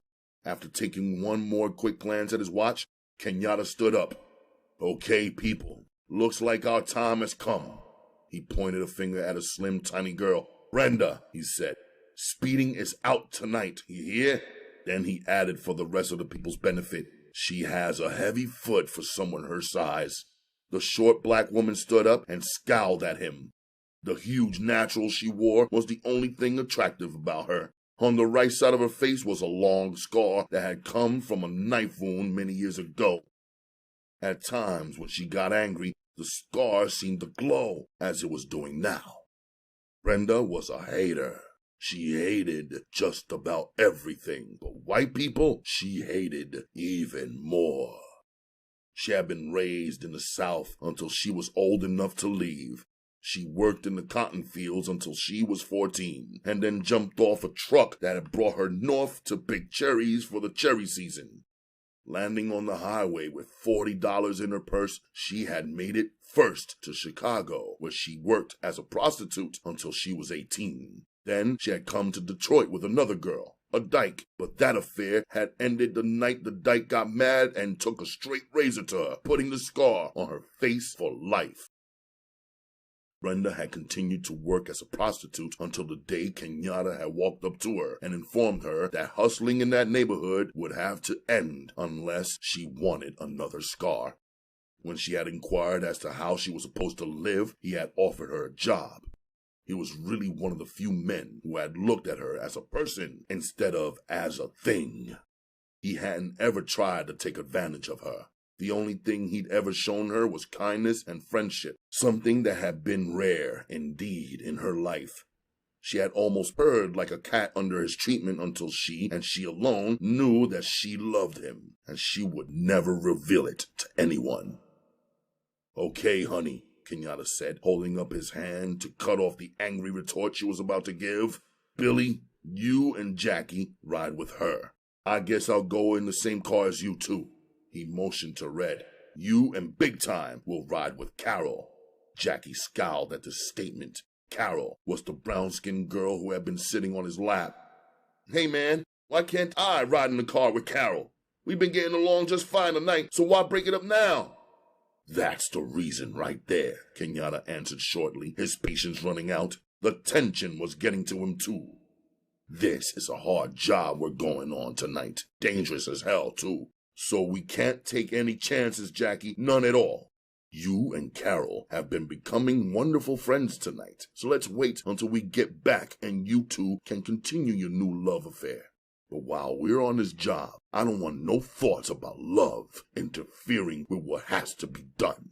If she goes with you, you might just get to worrying about her, you know what I mean? You might want her out of the way so that she might not get hurt. Anything that would take your mind off your job is what I don't want. So let's do it like I say, okay?" Everybody remained silent, waiting to see what Jackie would say. He had proven to them that he was a man quick to anger, yet he could be reasoned with. "The man has got a point there," Billy said quickly, not waiting for his partner to answer. "With our driver, we ain't got to worry about nobody falling in love," Billy added, unconcerned about how his words would affect the man he spoke of. Brenda was easily hurt by people referring to her looks, and Billy's words hurt her to the core. At that instant, he gained her undying hatred. Jackie took a quick glance at Brenda and said, "Yeah, man, you got a point there. I don't have to worry about no thoughts of love in my mind with our driver." He laughed loudly, not caring about the feelings of the woman they spoke so casually about. But Kenyatta quickly felt her hurt. He tried to come to her rescue. "You guys act like you ain't got no fucking mirrors at home. Ain't neither one of you nothing to write home about, so we don't have to worry about our driver falling in love with either one of you ugly bastards either." The look in Brenda's eyes as she glanced at Kenyatta was one of thanks and of love. Something she didn't realize that anyone would be able to see. Betty saw it and looked away. She felt sorry for her, and had known ever since the day Brenda came that the small, dark woman loved her man.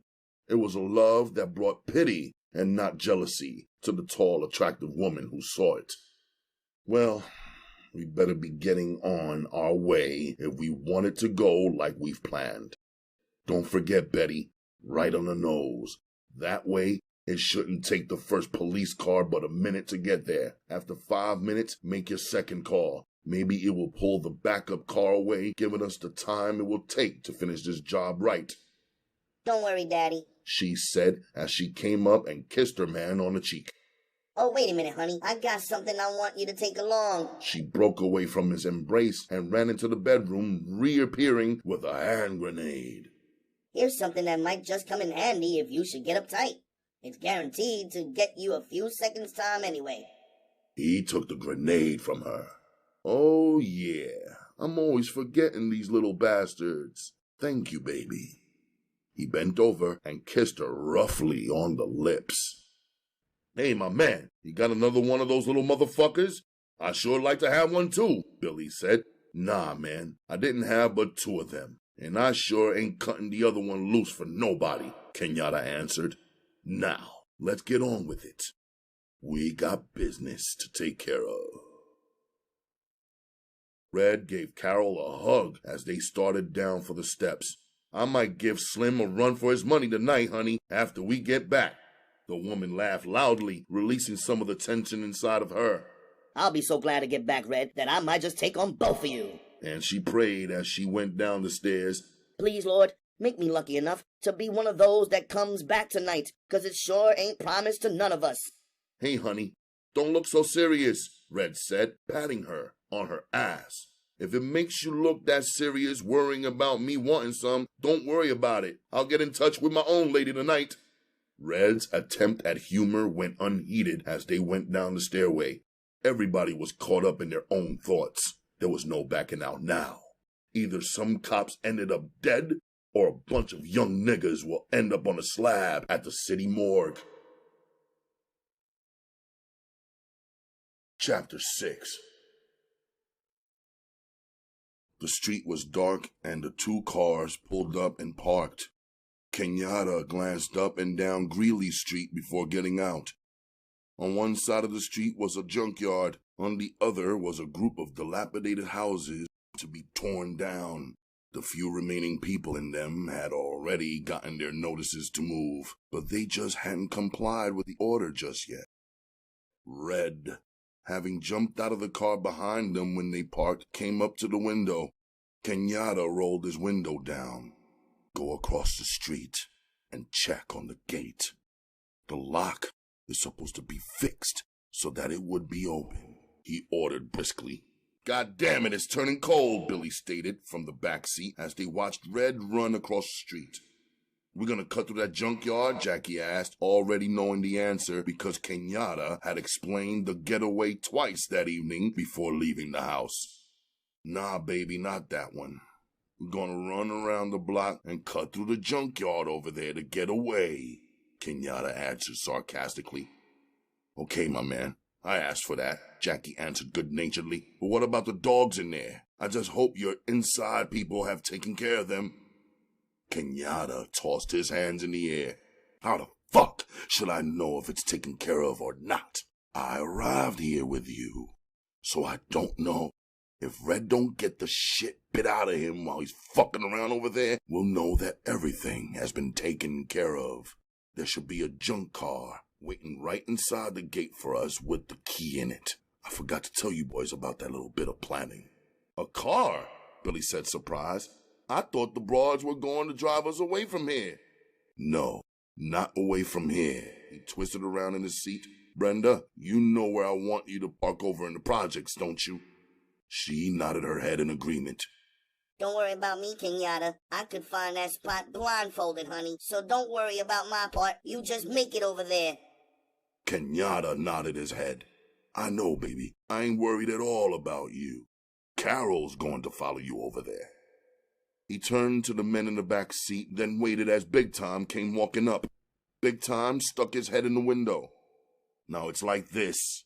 Big Time here is going to drive the car in the junkyard. He nodded to Big Time. Run over and check the car sitting near the gate. The key should be in the ashtray. Make sure it starts up, and then leave the motor running if there's enough gas in it. He leaned back on the seat and continued talking. After we make the hit, we run into the junkyard, jump in the car, and Big Time here will drive us to the other side of the junkyard where we jump out, climb the fence, and cross the tracks into the projects. That's where the women will pick us up. This way, if there is any police after us, they should be completely thrown off course because they won't know where the fuck we're going. That's what's so sweet about this hit. It should go like clockwork. The getaway is perfect. You can't beat it. Red came back from across the street as Big Time went over. Kenyatta got out of his car as he came up. Is everything all right? Fine. The dogs were still tied up, but I took care of that. He took his pistol out and unscrewed the silencer from the barrel. I killed all 4 of them like you said and took the ropes off their necks. I told Big Time to spread them out a ways so it would look like they were loose when they got shot. He hesitated, then continued. I checked the trunks. The guns, they're all there. Good, Kenyatta answered quickly. Okay, brother, you better get on now if you're coming. We ain't got that much time left. As the 2 men climbed out of the back seat, Kenyatta started across the street. He waved back at Brenda. I'll see you in a few minutes, girl. Be sure to drive carefully. The man stood on the sidewalk and watched the cars disappear down the street. It was all a matter of time now, Billy reflected, as the taillights disappeared for good. Come on, Red said to the men and led the way across the street. We got to pick up our shit. Billy and Jackie fell in step behind him. I was under the impression we had our guns already, Billy said as he caught up with Red. What? Don't fool yourselves about the pistols. We ain't taking no chances on the motherfuckers getting away. No siree. Whenever Kenyatta plans something, he plans the shit out of it. Red saw the look of surprise on their faces and added, These pistols we got, brother, are our insurance pieces, that's all. You know, if we should get uptight or something like that, we'll have something to work with. But these ain't what we're gonna hit the motherfucking cops with. Man, we got some shit that makes sure we get them bastards. There was a note of glee in his voice. Hurry up! Hurry up! Kenyatta yelled as the men came through the junkyard gate. It was open just a crack, so that if somebody came by, they wouldn't notice it. By the time they reached the old broken-down car they were going to use, Big Time had the trunk open. As the men took a quick look inside, Billy couldn't help but let out a yell of surprise.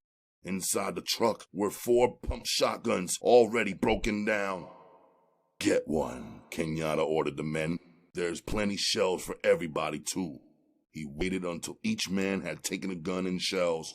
I hope everybody knows how these little bastards work, he added quickly. We ain't got much time, so watch, in case you don't know. He quickly showed the men how to load them. Now, me and Red are going to take the dangerous side. Billy, we're crossing over to one of these empty houses, so watch which one we go into so that you don't shoot us by mistake. He looked from one man to the other. Billy, you and Jackie will have to open fire first. I want you guys to wait until the cops have parked and got out, then cut loose on them. As soon as they duck around on the other side, if they're able, we hit them from the rear. We should be able to knock them out. He glanced at his watch, then cursed. Goddamn! Let's get set. They should be here in 2 more minutes. He quickly led the way back to the gate. Keep the motor running, Big Time. That's all I want from you. Now, as I was saying, it shouldn't take but 2 or 3 minutes to knock these cops off. In fact, we ain't even got but that much time. The men were silent as they came out of the junkyard. There ain't much hiding places over here, Billy, so you and Jackie will have to hang out in the dark. The cops won't be able to see you unless you move around. If you remain in one spot without moving, you'll take them completely by surprise. He waited until he was sure they understood. Well, we're gonna get on across the street. The police are on their way. Neither man spoke until Kenyatta and Red had crossed the street and disappeared inside the nearest dark house. You have to give it to that motherfucker, Jackie stated quietly as they stared into the darkness. That bastard has really got it planned. I mean, this shit is together as far as I can see.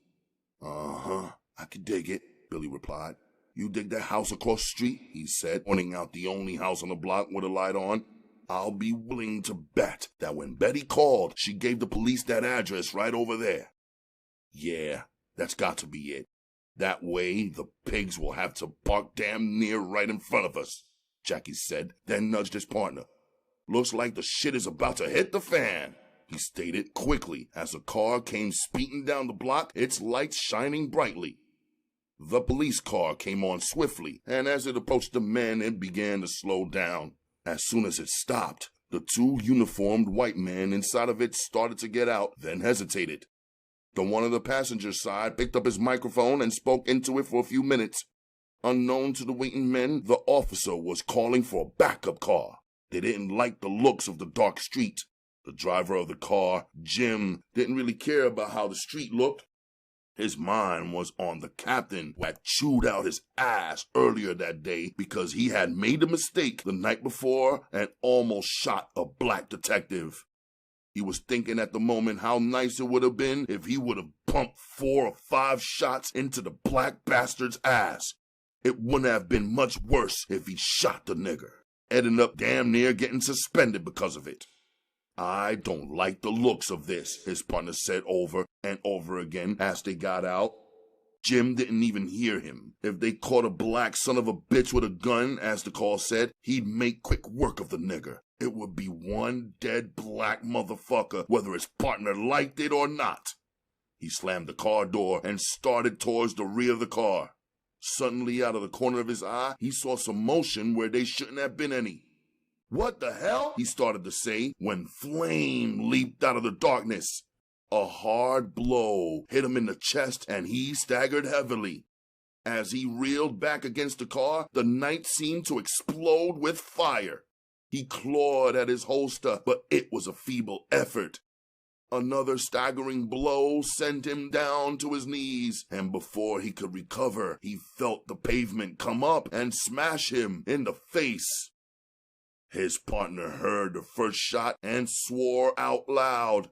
Then the night lit up for him as he stared through the windows of the car at the gun flashes coming out of the darkness.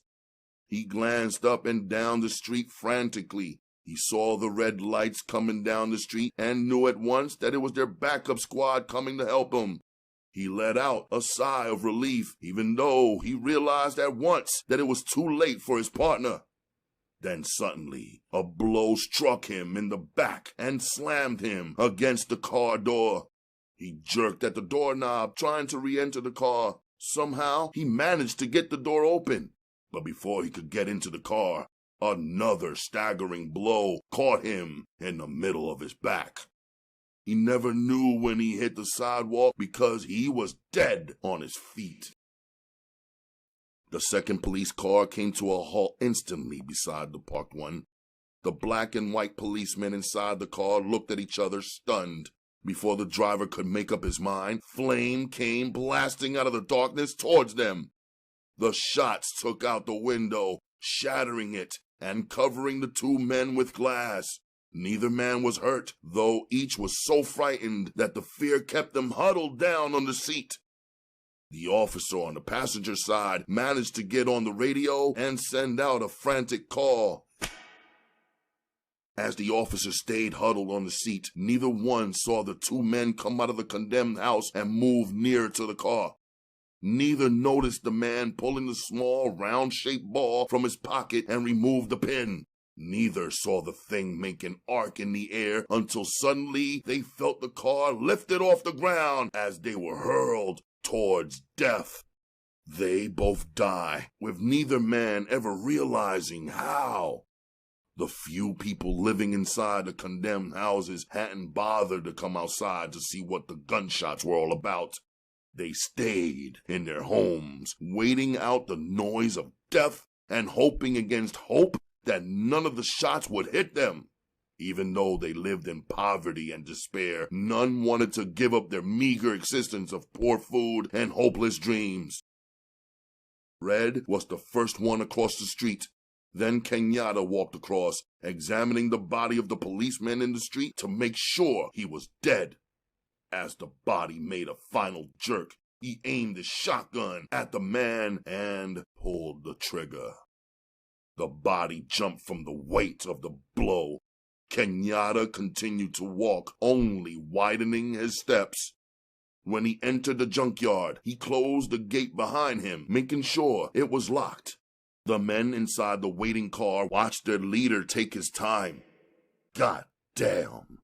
That man has the nerve of 10 fools, Red said as he waited impatiently for him. Big Tom raced the motor. I heard the shooting. Did everything go like planned? He asked, trying to fight down the panic inside him. He could hardly keep from putting the car in gear and racing away from there.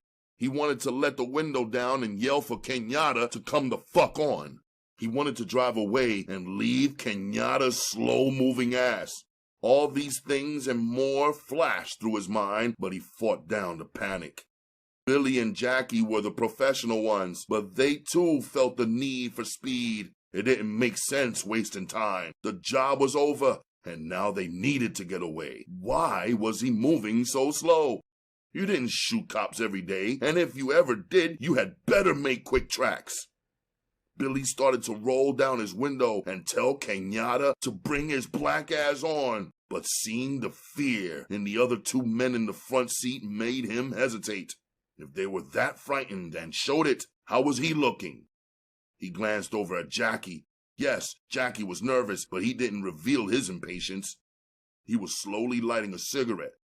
Billy decided to follow his example, removing his pack and lighting up. When Kenyatta finally reached the car, he pushed his packs of smokes up towards the front seat and held them. "Here, my man, you might as well take a smoke before we leave," he said sarcastically. Before the words were out of his mouth, Big Tom had the car in gear and was speeding away. "Hey, my man," Billy yelled, "slow this motherfucker down. We don't want to run into anything now." "He's telling you right," Kenyatta added from his seat in front. "Slow this motherfucker down," he yelled as Big Tom almost hit another junk car parked inside the aisle. In the next instant, they went down an aisle that was blocked. As Big Tom tried to back out, he ran into another parked car. The man muttered under his breath and put the car in gear and pulled forward. As soon as he got the car straightened out, he began backing up again. This time, he made it back to the aisle they had started from. He turned around and tried another one. This too was piled up and blocked by other junks. "God damn it, Kenyatta! You planned everything but which way to take us where we're supposed to go!" Jackie shouted from the rear seat. "Yeah, man, but it ain't no big thing. It should be no problem getting the fuck out of here," he stated with more assurance than he felt. As Big Tom picked another dead end, the men began to worry. "Maybe we better get the fuck out and walk," Billy said. "We ain't got that much time. If he keeps fucking around, police are gonna be swarming all over this motherfucker with this motherfucker playing bumper cars and shit." Even Kenyatta realized the truth in his words. They had time, but they didn't have that much time. If they didn't hurry up, the junkyard could turn into a trap. Once the police realized that they had gone through it, it would be covered from front to back. "Man, take your time and look where the fuck you're going," Kenyatta ordered. "If I could only turn on the lights for a minute or two," Big Tom whined, "I could see what I'm doing." "Hey man, let me under that steering wheel," Billy growled. "We can't have no lights, ignorant ass motherfucker. Where's your brains at, nigga? In your ass?" His temper was rising as he began to realize that Big Tom's driving could get them busted. Here, Kenyatta yelled over and over again. He didn't want the men to panic. That was the last thing he needed. "You guys, just stay cool. Everything is gonna be all right. Make a right turn now, boy," he ordered sharply. "I've been over this yard a dozen times and I know the way out. It just looks funny at night without any lights on. Turn left at the next corner. That's right. This road should lead us right to the back fence." As Big Tom noticed an open road in front of him, he began to speed up again. "Slow this motherfucker down," Kenyatta ordered, then pulled out his pistol. "If I have to tell you again, I'm gonna blow your shit out." He cocked the pistol in Big Tom's face. At the sight of the cocked pistol, Big Tom began to shake all over. He swerved off the road and struck another parked car. The speed of the moving car slammed the men in front against the dashboard. The men in the back came out better. Billy cursed loudly as he spit blood from a cut lip. Red pulled back, bleeding from a large cut on his temple. Kenyatta came out a little better. He only hurt his arm, but his temper was at the breaking point. As the men settled back in the car, Big Tom sat behind the steering wheel crying like a child. "I couldn't help it. I just couldn't help it, Kenyatta. You shouldn't have pointed the gun at me." Real tears began to roll down his cheeks as he cried louder. In disgust, Kenyatta raised a pistol and pointed it at the man's head. This is the reason I brought your punk ass along, big time. I wanted to see if you had any nuts. Now I see you ain't nothing but a pure pussy. You hear me? Pure pussy! He raised his pistol and pulled the trigger. Motherfucker! Jackie stated, then turned to his partner. Billy, wipe everything off back there, man. Make sure we don't leave any prints in his ride. Billy was staring straight ahead at Kenyatta. The sight of Big Time slumped over the wheel didn't frighten him, but it surprised the hell out of him. Yeah, man, we better clean up good. In the front seat, Kenyatta had started to get out. Then he saw what they were doing in the back and started to do the same thing in front. Make sure you wipe everything up, Red, he ordered sharply. Red jumped to it, wiping everything in sight. The cold-blooded murder had shaken him to his roots. Kenyatta glanced up as everyone came out of the car. The shotguns are just excess baggage, he yelled, so just make sure they're clean of prints and dump them in the ride. We got to move, Billy said under his breath as he quickly re-wiped his weapon. We done wasted too much fucking time in this junkyard. I know just what you mean, Jackie replied quickly as he tossed his gun on the seat. Let's make tracks. Don't worry, we still got plenty of time, Kenyatta stated coldly as he led the way towards the rear of the junkyard. The sound of sirens could be heard in the distance as the men hurried. Shit! Billy cursed as he stepped into a mud puddle. How much further do we have to go? The sound of men pulling their feet out of the sucking mud could be heard. Finally, in the distance, they could see the tall wire fence. When they reached the fence, Kenyatta led the way along it, looking for a certain spot, and he finally found what he was looking for. The wire had been cut, and underneath the fence, someone had placed cardboard so that the men could slip under it without getting too dirty. Kenyatta was the first one under, and after he got to the other side, he held the wire up slightly so that the rest of the men wouldn't have too much trouble. After they were all across, he removed the cardboard and carried it down the railroad tracks until they were quite a distance from where they had crossed over. Not until then did he toss the cardboard away. There was no light anywhere around the tracks, and Billy wondered how Kenyatta could see where they were to go. But just as the thought was flashing through his mind, Kenyatta left the tracks and started making his way through some weeds. The men followed behind him quietly. Suddenly, out of the darkness, they could see buildings. Before the men could realize where they were headed, they were on the pavement. The sight of a cigarette glowing inside a parked car filled them with joy. They had made it.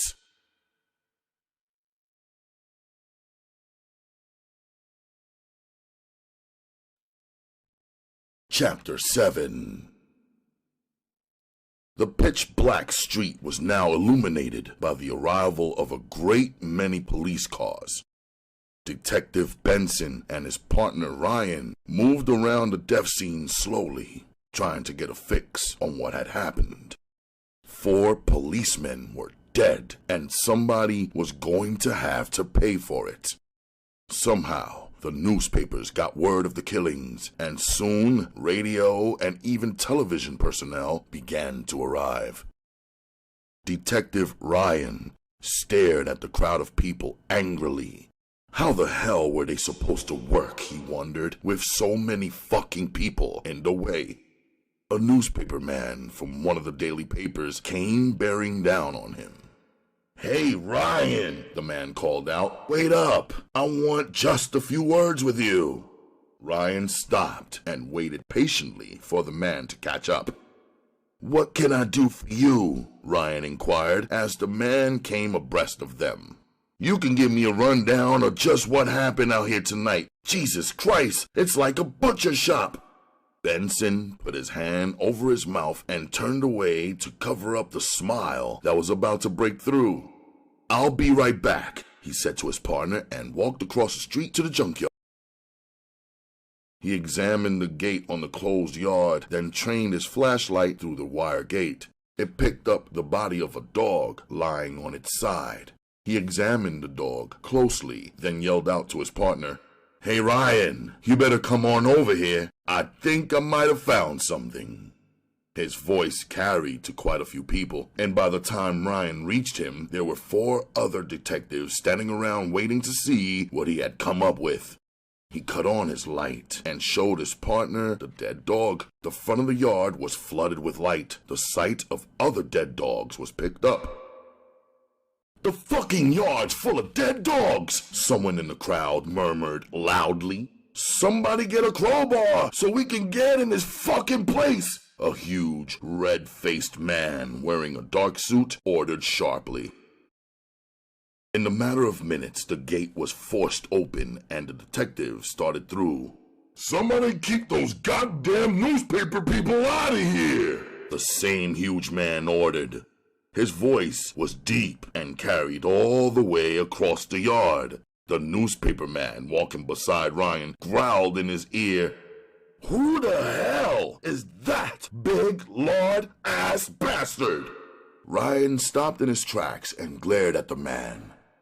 "That happens to be the chief of homicide, mister, and he has a job to do, just like I have. So if you don't mind, give me a break, okay?" Before the man could answer, Ryan walked away from him and joined Benson. "How the hell did you get away from your shadow?" Benson asked. "Bullshit. That's all it is.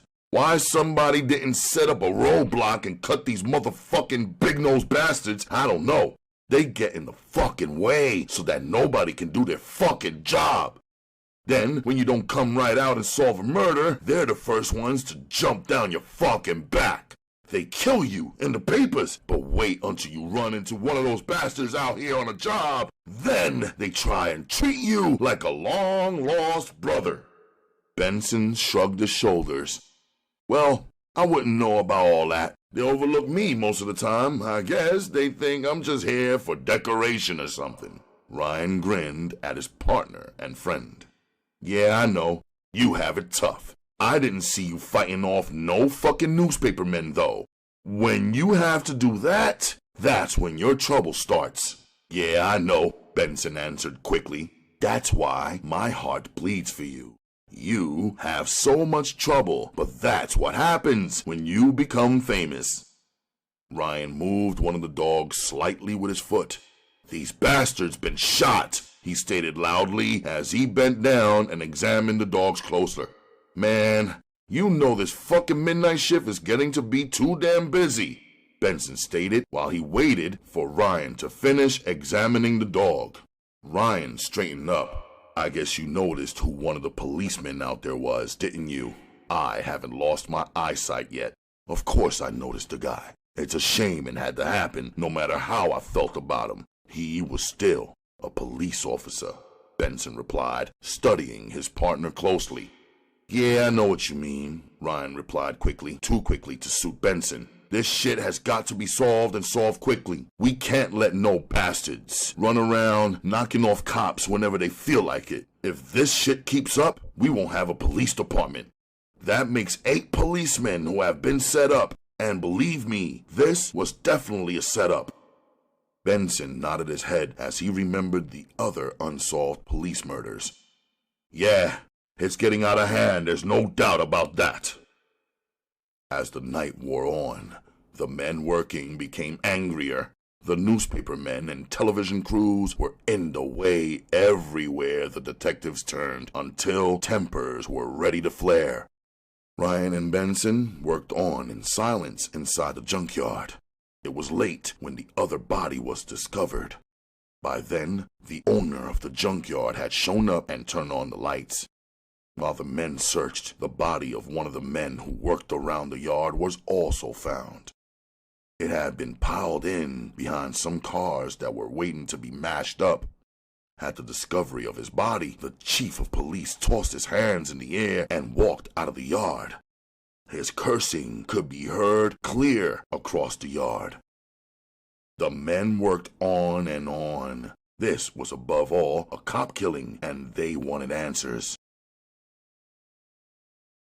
Daybreak found them still searching through piles of junk cars, looking for any sort of clue. The guns had been found in the rear of the old car and rushed to the police lab in hopes that fingerprints could be gotten off of them. Benson came walking slowly up the dirt road. He glanced over at the tired detective tugging along beside him. Ryan was walking with his head down, ignoring the deep puddles of mud they came to. Both detectives were deep in thought, neither man bothering to break the silence. Cold-blooded murder like this didn't make any kind of sense to Benson, and he prayed quietly that they would catch the men responsible as soon as possible. "Well, what do you think?" Ryan asked as he came up alongside his friend. "Think? I don't even bother to do such a thing. It goes against the grain when you come up against something like this. The people who are responsible for this must be mad. I mean, people just don't go around killing wholesale like this. What's the reason behind it? It's senseless as far as I can see." Benson dropped his head. What could he say? As far as he could see, they were right back where they started, yet they had 6 new deaths on their hands. Every one of the people had been murdered by the same bunch of people. They knew, too, that 4 men had gone under the fence at the rear of the yard, but that evidence wasn't strong enough to shed any light on who was responsible. They couldn't even tell if the black man found in the car was in on it or a witness who happened to be at the wrong place at the wrong time. As the 2 officers came out of the gate, they saw the police commissioner standing in front, giving an interview to the television men. They walked past the group and went on towards their unmarked car. They climbed in and just sat there, each man deep in his own thoughts. Both men were tired from the long night's work, prowling in and out of the old cars, searching for something and not sure what.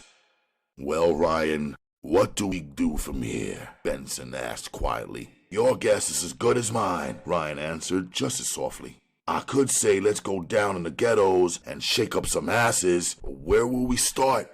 That would at least give us some kind of work. Let's check with some informers. Maybe something will break that way," Benson offered, wanting to do something other than just sit there idly.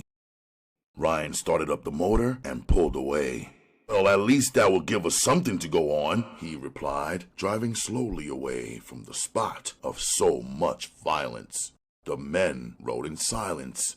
The night had been too much for the both of them. Each man was used to violence, but not on such a large scale. "You know," Benson finally said, "what we need to do, Ryan, is get a hold of some drug addicts. Maybe one of them knows something." He glanced over at his partner to see how he was taking the idea. Ryan smiled to himself. "Yeah, just like we did on that other case where we didn't get nowhere. But you're right about that. We need somebody to break this case open for us, and the hype is likely to talk before anybody else. How about your buddy over in Narco?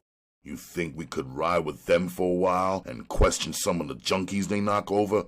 "That's an idea," Ryan replied. "But you know my friend's on the afternoon shift, so we have to work a lot of hours on our own time." "I don't give a shit as long as we get a break on these murders, Ryan. That's all I'm concerned about." Ryan smiled in the dark. Benson was the first black man he had ever worked with. Before Benson came on the shift with him, he'd had his doubts about whether or not it would work.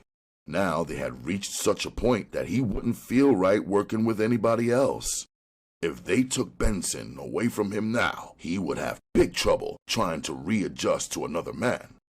For some reason, the 2 men just clicked together. It had reached a point where they even took their wives out together. Of course, people stared at the black and white couples, but the men were past the stage where looks bothered them.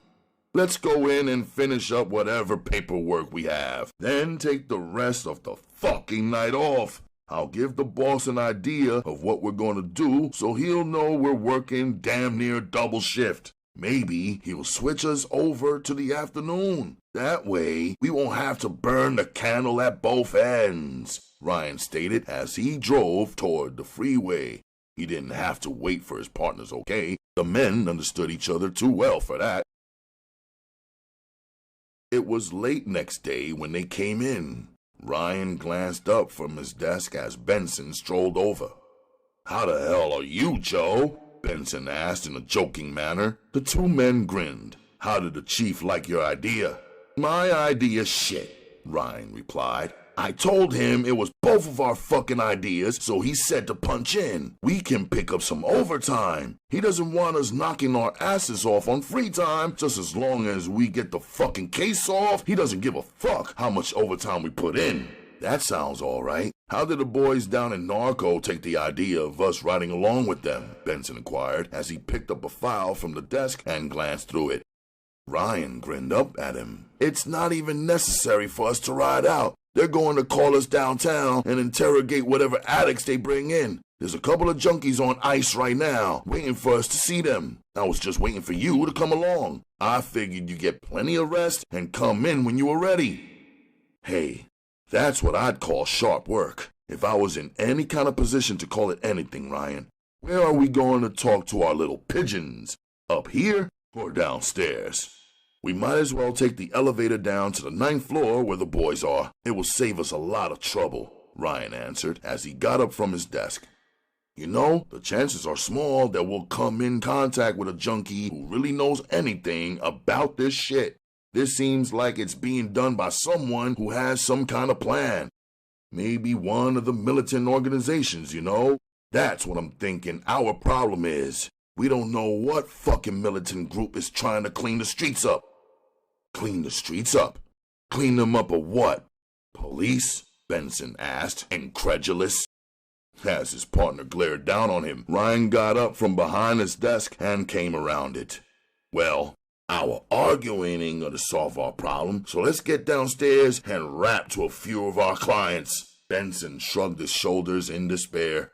"I'm trying to still make something out of your idea, Ryan. I definitely agree with you on a militant organization being behind this shit. It makes sense of some sort. I mean, this is not being done by just some guy out in the street who hates cops. It's more than one man involved. So it makes sense that an organization is the key.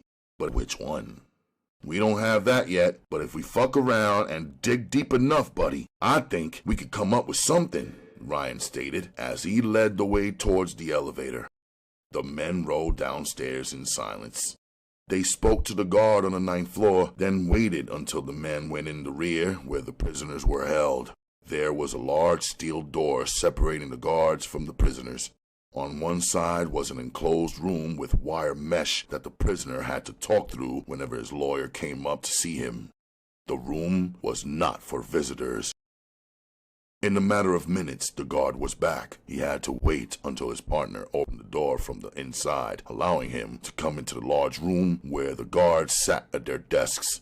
None of the guards were armed, and the two detectives had to check their weapons before the guards will allow them to take the prisoner down to the corridor to one of the empty interrogation rooms. The prisoner, short, brown-skinned, and with a dirty beard, followed along behind the guard. The man was silent, watching the developments quietly. He waited until the two detectives had entered the room and closed the door before saying anything. "What's the deal, man?" he inquired in a cold voice, staring from one officer to the other. "We just want to have a few words with you," Ryan said softly. "If you want to help yourself, you can." The man shrugged his shoulders. "I don't know anybody who sells drugs, Mac. So it's a waste of your fucking time bugging me about pushers, 'cause I don't give a fuck how long you keep me down here. You ain't gonna make no fucking snitch out of me." Benson let out a soft laugh. "Did you hear anybody ask you about any pushers?" He glanced down at the brown folder that Ryan had been carrying. "Johnson. Edward Johnson. That's your real name, isn't it?" The black man glanced over at Benson as if he was seeing him for the first time. "Ain't that what they got down there?" Seeing that the man was going to be hostile, Ryan spoke up. "Have a seat, Johnson. Would you care for a cigarette?" The man ignored the outstretched pack of cigarettes and reached over and removed the butt out of the ashtray to light up. The men got the message at once. This one was going to be hard to get along with. Now, Johnson, Ryan began again, trying to bridge the gap. We didn't have you brought in here to bug you. We just want to ask you a few questions. John stared at the policeman as though he was something from another world. Listen, Mac, he said in that cold, matter-of-fact voice of his. I know what you guys think about dope fiends, but it ain't like that with all of us. Every addict you pick up ain't no informer, so quit wasting your time and mine. I ain't got shit to say to you. I wouldn't give you motherfuckers the time of day. Can you dig it? It looks as if this guy wants to spend the whole 72 hours in the lockup, don't it? Benson said to his partner, ignoring the man. Johnson spit on the floor. I ain't spending a motherfucking thing nowhere, Mac. I'm bailing out of this dump today. I was just waiting to see the detectives. You guys picked me up on a meatball. I ain't robbed nobody, so you ain't got no case on me, and you ain't got no reason to hold me. Now, if you're finished with me, I'll go on back and wait for my lawyer to call me out. Benson caught his partner's eye, and Ryan nodded slowly. Hey, Depp, Benson called out. Get this character out of here. He turned his back on the prisoner. Guys like him gave Benson the ass. He could hardly keep from kicking the shit out of the man. He hated them, every fucking one of the smart-ass bastards that came off the streets with that attitude. When the guard arrived, Benson said, Take this one back and bring us the other guy. Johnson walked out without saying anything to the two detectives. He sneered at the deputy as he fell in step. My lawyer ain't out there nowhere, is he? He inquired, loud enough for the two detectives to hear. Some of them are like that, Ryan said, tossing his hands in the air. Maybe the other one won't be so hard. The detective studied the folder of the other prisoner. Brown. James Brown. The guy has got a famous name anyway, Ryan said. The other guard came forward, leading a tall, dark-complexioned man who looked to be in his early 40s. The man came in, bent over, and it was easy to see that he was sick. He was going through the withdrawal symptoms of true drug addiction. His nose was running, and tears ran out of his eyes as big as pennies. Hey, man, he said as he took the seat offered to him. Why you guys rousing me like this? I wasn't doing nothing but going down to the street to cop. Then these fucking cops jump out on me and said I knocked off a drugstore. I wasn't even near the goddamn place, man. We know, Brown. We're going to help you out, too, if you give us a little help, Ryan said softly as he watched the man's hand shake. Yeah, Brown, if you help us, you'll be on your way home in the next hour, Benson said. The mention of going home changed the man's features. It was like the sun breaking through on a rainy day. He even managed to smile slightly. Man, if I can help you, I'll do whatever I can. Good, but don't give us no shit here, Benson said harshly, leaning on the man and playing the role of the tough cop. The man glanced over his shoulder at Benson. Hey, man. Why you wanna give me a hard time? I ain't giving you guys no problems, am I? Who's your pusher? Ryan asked sharply, not giving the man time to set himself. Brown began to shift around in his chair, and he mumbled the name under his breath. It's Little Dave, he said louder when Benson nudged him in the back. Does he deliver or do you go to his house? Ryan asked quickly. Nah, man. Brown answered softly, glancing around. Hey, man, this shit ain't going no further, is it? A guy could get killed real quick for saying as much as I've said already. Don't worry about it, James. It ain't going no damn further than this room. We just want to see if you're going to act nice or be an asshole, Ryan replied. How do you get your mess from him? Benson asked sharply. You got the guy's address? Nah, man, he comes up on the corner every day at the same time. 2 o'clock, you dig? If you want to cop, you had better be up there by then. For the next half an hour, they talked to the man, writing down information that would help the narcotics department but wouldn't help them. Finally, Benson put forth the question they had been building up to. Who the hell are these guys? Or what's the name of this gang of punks who think they can knock off all the white cops in the city, James? I know you've heard something about it, man, so level up with us on it. Brown shook his head. I've heard guys talk about it, man, but they didn't know what the hell was going on, you know what I mean? Guys get together and shit like this comes up, but nobody downtown knows the names of the people responsible for it. I'm telling you the real, man, because if I knew, I'd tell you, it don't do me no good for these guys to make the streets so hot. I can't walk down on them. This is the truth, man. I done gave you guys my pusher's name, so you know I'd gladly tell you the name of whoever these punks are. The two officers glanced at each other.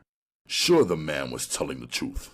Listen, man, Brown began, his voice holding on a whining note. If you guys kick me out on the bricks, I'll tell you what I'll do. I'll keep my eyes open for you. I'll keep my ears open for you. Really, man. Give me a number, and the first time I hear something dealing with this shit, I'll get right in touch with you guys. I know it will be a feather in your caps to bust this one wide open, so please give me a break. I can't help you from in here, but outside, you never know. These kinds of things have a way of being talked about. You know what I mean? He glanced from one officer to the other one, hoping that his plea didn't fall on deaf ears. I mean it, guys. I really do. Really, I do. It don't make sense keeping me in here for nothing. I'm sick now. Oh, man, by this time tomorrow, I'll be climbing the walls. Ryan caught his partner's eye. Benson gave him a nod. It was okay with him. They could use an informer on the streets. Listen, Brown, if we cut you loose, don't give us no shit. 'Cause we can have you picked up any fucking time we feel like it. Now, if we do free you, we want to hear something from you, you understand? By this time next week, if we ain't hear from you, your ass had it. Do I make myself clear? Ryan said to the shaking man. I hear you, man. You mean you really gonna kick me out the front door and let me go? He couldn't believe his luck. He watched Ryan write down a number, then push it across to him. This is our number. I'm Ryan, that's Benson. You better be in touch with one of us by this time next week, or you won't be so lucky next time. We'll let your ass rot in here if you give us a snow job on this shit. Ryan turned to his partner. You want to go up front and clear this matter up so that Brown can go home? Benson glanced down at Brown. Yeah, I'll do it this time, but this bastard better produce for us, he said as he started for the door. Brown followed him with his eyes. He still couldn't believe his luck. These two cops were heavy bastards at that. It might pay off in the long run for him to work for them. Whenever he got busted on some chicken shit case, all he had to do would be to give them a ring and they could spring him. You know, Brown began, trying to find out just how far he could go with these guys. If I should help you guys out, maybe sometime I need a favor out of you, you know what I mean? He inquired in that whining voice of his. Ryan stared at the junkie. Yeah, I know what you mean, he said, getting sick of the sight of him. Informers had a way of doing that to him. For some reason, he ended up hating every one of them that he did business with. You mean that if you get busted for something small, you want us to come to your rescue, huh? Ryan asked sharply. Brown couldn't look him in the eye. I mean something like that. If I help you guys through this one, I'd feel like you owe me a favor, 'cause this is a big one, ain't it? For a minute, Ryan hesitated, then said slowly, Yeah, it's a big one, all right. What difference did it make if he pulled some strings and got the man out of jail on some petty charge? If the man helped break this murder case, it would sure in the hell be worth it. Yeah, Brown, you get me some information on who's responsible for these cop killings, and I'll surely owe you some favors. Knowing that he would soon be going home made a new man out of Brown. He smiled now as he talked to the detective. You got the right boy here, Mr. Ryan. Yes, sirree. When James Brown says he's going to do something, man, you can bet your last dollar he's going to do it. As he listened to the man talk, Ryan really believed him. The only reason Brown didn't help them would be because he couldn't find out anything. But if the man was sincere, he should hear something in the streets that would help them. Benson came back in the room. It's all taken care of. The paperwork will take a few minutes. Then this guy can walk.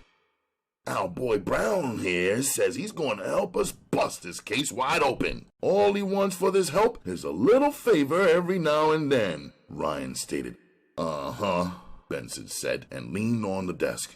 Hey, Brown, did you by any chance know anything about this guy Jojo that got off with his wife and kid? I hear the guy was dealing, so you should have heard something about it, right? Benson asked quietly. Nah, man, it wasn't downtown, was it? I ain't hear a word about it. If it don't go down around John R. or Brush, it's way out of my district, you know what I mean? That's why I say it was out of my hangout, 'cause I ain't never heard of this guy. You say he was dealing? Well, it sure wasn't downtown. Maybe these guys who are knocking off these cops are out of your district too. If that's the case, you won't be much help to us after all, Brown, Ryan stated, feeling the man out. Nah, man, this is different. This thing is big. Everybody in the city is talking about it. I mean, 4 cops get knocked off at the same time. This is something to be let out. I just can't believe whoever done it will stay in the shadows. Somebody's gonna talk, and I promise you guys, I'll be listening.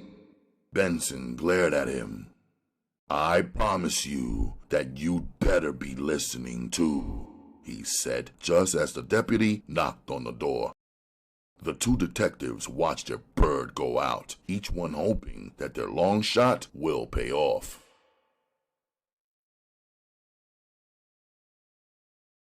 Chapter 8.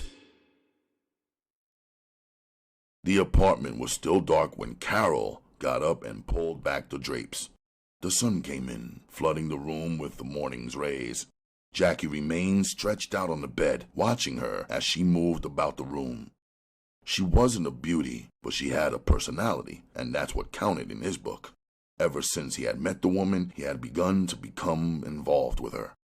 Their relationship was the cause of his getting so involved with Kenyatta, a relationship that he wasn't too happy about.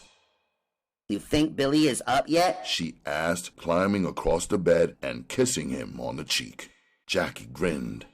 I could care less if Billy is up or not. Why are you worried about Billy this morning?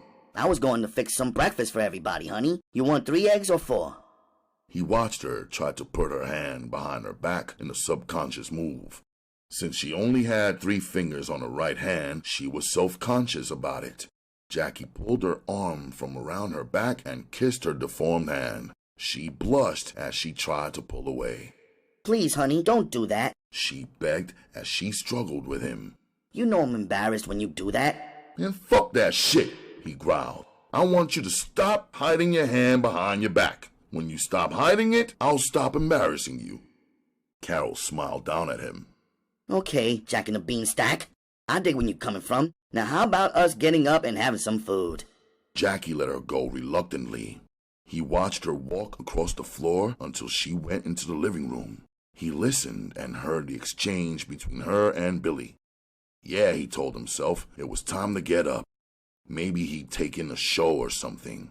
The thought of a movie made him remember the shape of his bankroll. Working with Kenyatta didn't put any money in their pockets, that was for sure. That dedication shit was for the birds. Fuck killing all the dope men in the city. He could care less about who sold dope. It would be good to knock them off for their bread, though. That was what he'd been waiting for. That, and when Kenyatta finally got his hands on that list he was always talking about, so they could make a hit on the big men. Any big man should be loaded with dough. They had to keep money around the house in big stacks because it came in that way. Nobody could run to the bank with 10 grand every day and not get busted for it. No, Kenyatta might not be worried about the money, but he and Billy sure were. They had gotten into it so tight with Kenyatta that he would send them out on a job and put one of them in charge. He knew now from experience that they were pros. "Come on, nigga, get your long ass out of that bed," Billy yelled from the doorway. "Carol must be wearing your ass out, man." Billy silently watched Jackie climb out of the bed. Carol was good for the man, Billy thought as he studied his partner. She was the first girl he had ever known Jackie to allow to stay with him. He had let some women stay overnight, but after that, he sent them on their way. Carol, for some reason, had touched that spot inside of the big man. "Come on in, brother," Jackie called out as he put on his pants. "Carol's getting us some grub together, man. Why don't you find yourself a seat on the bed there if you want to? Just push that shit out of your way." For some reason, he felt good this morning. He generally got up wanting some dope, but this morning he didn't care for the stuff. As he thought about it, he realized that it had been 3 or 4 days since he wanted to snort in the morning. Ever since Carol came along, actually. He told Billy this. "Yeah, man, I noticed the fact that you wasn't blowing as much as you had been," Billy replied quickly. "It's showing up on you, too. You're gaining back some of that weight you were losing, my man." Jackie grinned over at his partner. "Yeah, man. She seems to be agreeable to my system, don't she?" Both men laughed together. Then Jackie continued. "I've been thinking, Billy, we've got to knock off something. Our rent is coming due, and I don't have my share of the bread." "Shit, I don't have mine either," Billy replied evenly. "But we'll find something to knock over before then, I'm sure of it." "Yeah, but I don't want to have to knock off some poor bastard for petty change. I want the next job to be big enough so that we won't have to work for quite a while." Billy shook his head in agreement. "Why you think we've been wasting our time buttering up Kenyatta's mad ass for? Not for the joy of it, I hope," he replied shortly. "Now that we got this guy's faith, he'll loan us the men we need to knock off that food stand place." "I know you're right about that," Jackie replied. "I know you and Kenyatta have been talking, but has he said anything about it?" "Yeah, baby boy, he sure has. You know he needs that 10 grand to pay for that list he wants so bad. Damn, that's a lot of money for just a gang of names. But he's really going to set that cash out, so he wants up on a big job. We've talked about it, even to the point of his helping plan the thing. You know, that big black bastard can really plan something whenever he sets his mind to it," Billy stated, removing his cigarettes and lighting one. "Be sure to use the ashtray, nigga. I don't want my room like yours," Jackie said good-naturedly. "You know, partner, if the disorder of my room disturbs you, all you have to do is loan me Carol for a little while, and I'm sure she can straighten out that small matter." "No thanks, Billy. She ain't no maid. When you take off this big caper, try hiring you a good maid. It shouldn't be too hard if your buck is right." Hey in there, you guys gonna talk all morning? Or you guys gonna eat? Carol called out from the dining room. Both men got up quickly and went towards the kitchen. Carol had taken the time to set the dining room table for them. They both smiled. They weren't used to getting such wonderful treatment. The breakfast consisted of eggs and bacon, plus some toast. She had steaming hot coffee waiting for them too. The two men ate in silence, enjoying the well-prepared food.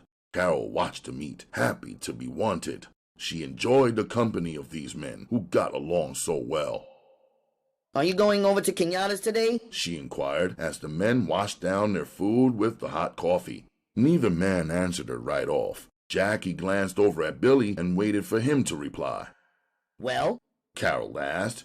"Has the cat got both your tongues?"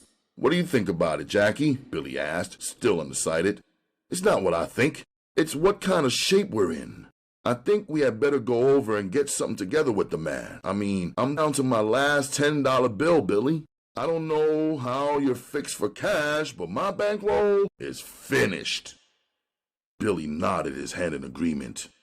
"It's kind of bad then. I'm damn near in the same shape. I got about $25, but it ain't going to last no time." He pushed back from the table. "I'd say we run over and talk to him about that deal we were kicking around." "Jackie, I got a few dollars, honey," Carol stated softly, so that he had to almost lean over to hear what she said. "What?"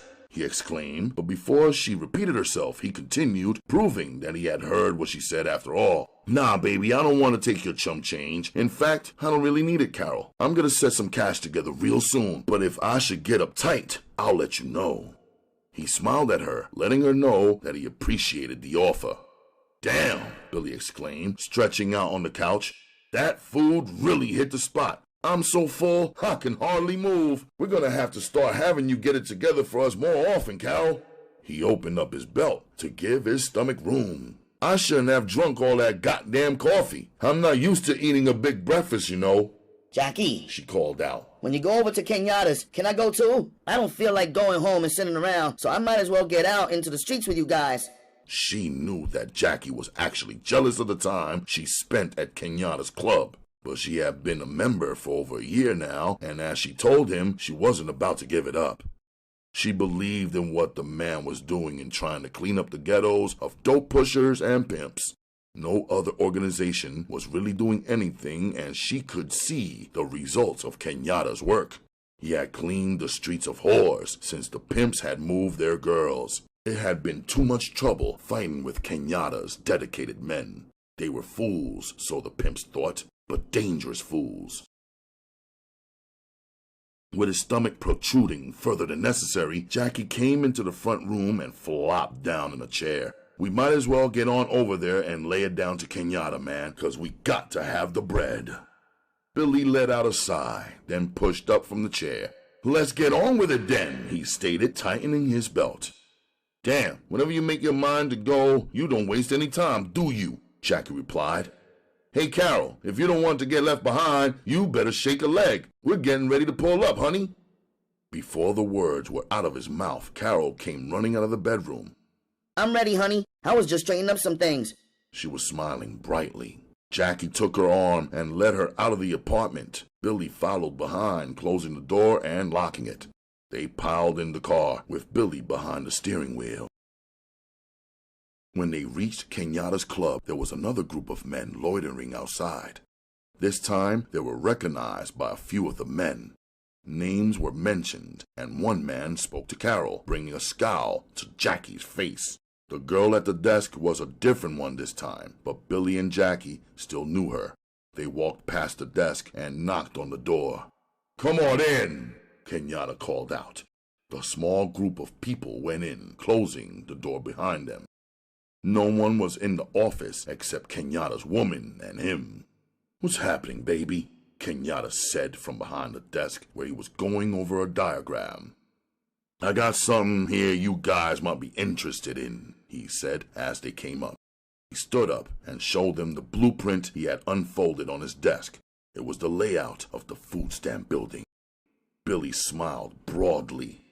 I got to give you credit, Kenyatta. You don't waste any fucking time, man. That's what we came over to talk to you about, and you're already on the case. Kenyatta smiled back at the men. When it comes to big cash, man, I cannot afford to waste time. I need money, just like you do. This joint here takes plenty of that shit to run, plus my farm. He grinned as the men looked surprised. Yeah, brother, I got a farm. Where do you think I train my people at? Not in this motherfucker, I hope. What kind of fucking farm? Billy asked, not really believing Kenyatta yet. Just an ordinary farm, brother. Out in what you city boys would call a rural area, out around 14 Mile Road. We ain't got but 20 acres of farming land, but it's ours. We go out and picnic at times, ride the few horses we got out there, and shit like that.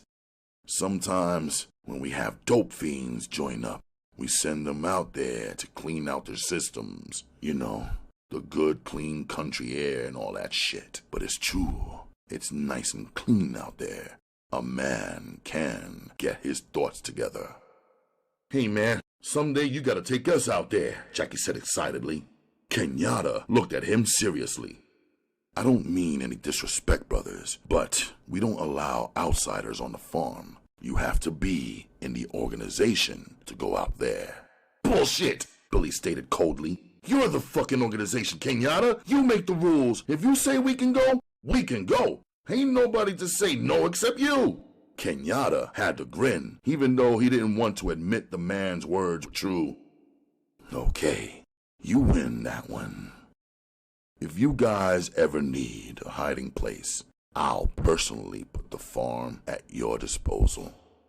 Good! That's a whole lot better. When we fuck around with a guy, we like for him to be for real with us, because we are going to be for real with him, Billy replied quickly. Now let's get down to cases. When can we take this caper off? I see you've been checking it out now. So what's the damn holdup? Only this, Kenyatta said.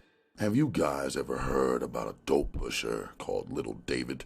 I have reason to believe he works for a big pusher or a supplier or something like that who goes by the name of Kingfisher. Jackie let out a whistle. Man, you're really talking about a big nigga when you talk about the Kingfisher. He's big shit, all right. They don't come any bigger than that. Not if they're black, anyway. Kenyatta drummed a pencil against his desktop as he listened. The nigga is really that big, huh? His whole body seemed to be tense as he waited for the reply. He's bigger than big, man. He is the man. If he stopped handling stuff in his city, it would damn near dry up, Jackie continued, not noticing his partner trying desperately to catch his eye. I wonder why none of my boys would tell me the real about this cat. Maybe that's it. They thought he was too damn big for us to touch.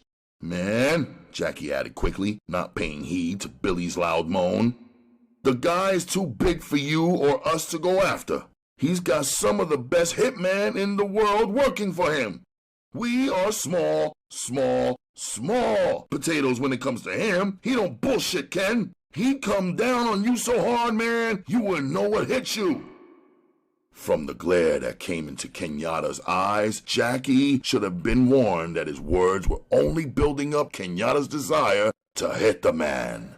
Well, Billy said, trying to change the subject, we ain't got the time now to worry about no dope dealer anyway. We're down to the point where we have to take off this job because we need money just to eat and sleep.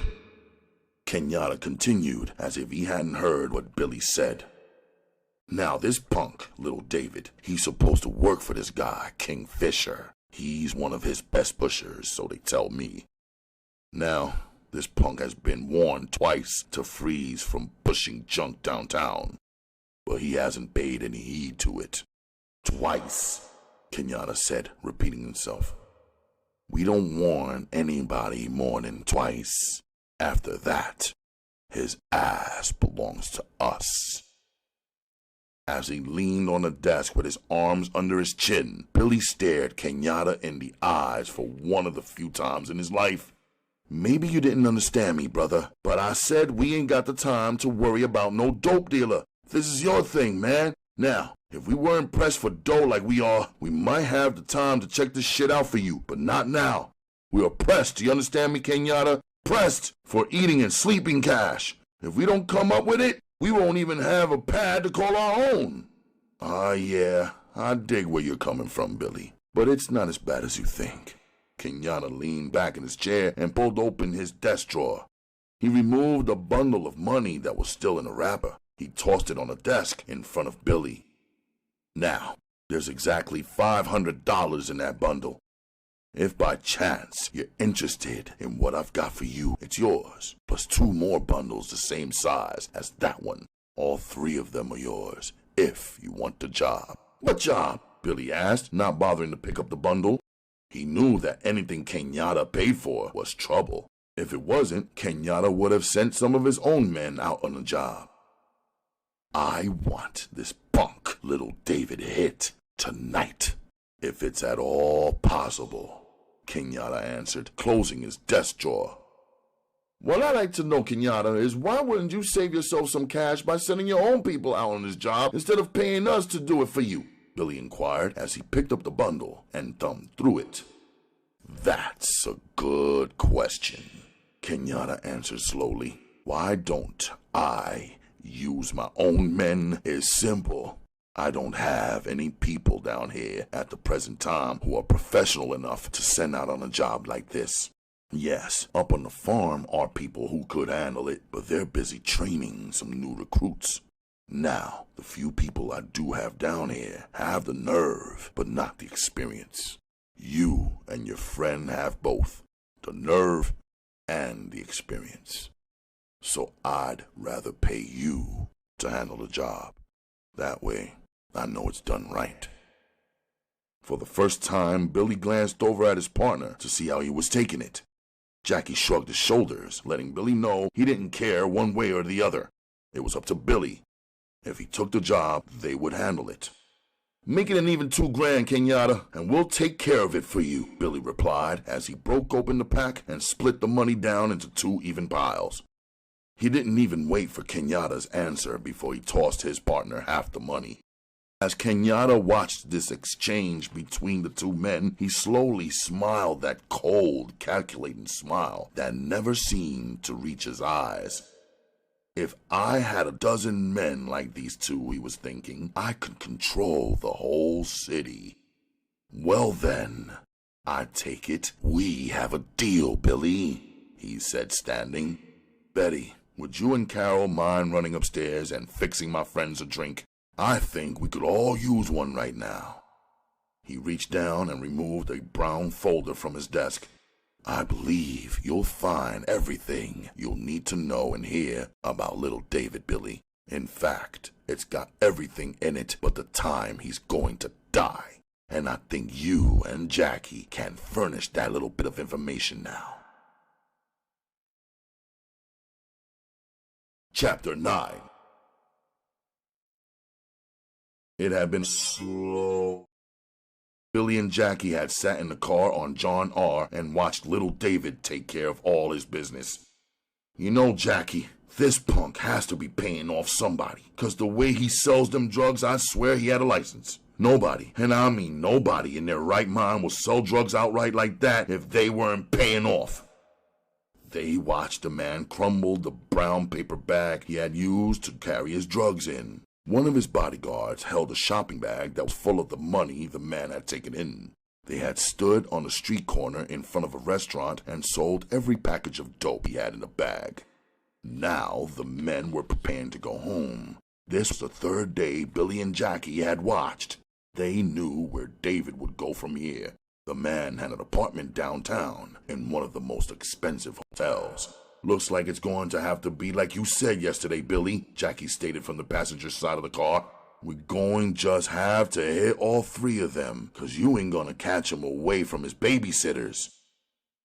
As they sat there, a tall, dark-complexioned man walked slowly past the car. They had observed him purchasing drugs from the pusher 2 days in a row.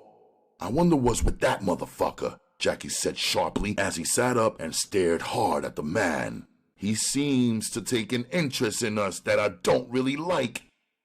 "Yeah, I noticed him checking us out yesterday, Jackie. What you think? Maybe we ought to lean on him a little. That way, he won't be so curious about other people next time." Jackie hesitated. "I hate to bring attention down on us, you know. The less people that notice us, the better off we are." "That bastard can identify us. I wonder who the fuck he is." Billy stared after the retreating man's back. "There's one thing in our favor, though. We can identify him too, and he won't be hard to find. A junkie like him won't change his neighborhood too fast. Maybe we should take care of him first. He knows we've been watching David, so when we make the hit, he's going to put 2 and 2 together." Before they could make up their minds, the man disappeared in one of the 2-story buildings facing the street. "I don't like this job no kind of way," Jackie stated slowly. "I didn't really care for it when we got it and care even less for it now." "It's kind of late in the day to be speaking against it now, ain't it, partner?" Billy inquired as he started up the motor.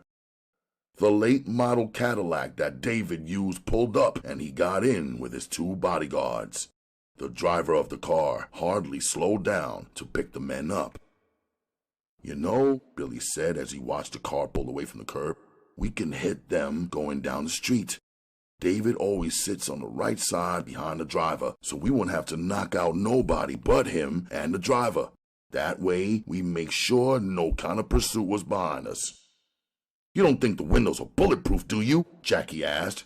Billy rubbed his chin. "Nah, they ain't hardly bulletproof. The cat ain't that big, but too much could go wrong. You know how heavy the cops ride this way. It would be our fucking luck to make the hit, then run right into a squad car.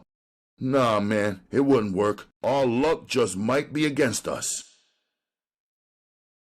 Billy sat behind the wheel, undecided. He removed his cigarettes and lit one. He let his eyes run up and down the street, then slowly examined the other side of it. I think we should take a little walk, he said, and cut the motor. Jackie got out and stretched his long legs. Then the two men crossed the street. A pair of eyes from the hallway window 2 buildings down the street followed their every move. Billy led the way down the alley. Then he cut across a backyard until he reached the building he wanted. The back door was open wide, so the men didn't have any problem entering from the rear. Their heels sounded loud in the hallway. When they reached the front of the building, Billy stopped and glanced out. Then he led the way upstairs and checked the hallway windows looking out onto the front.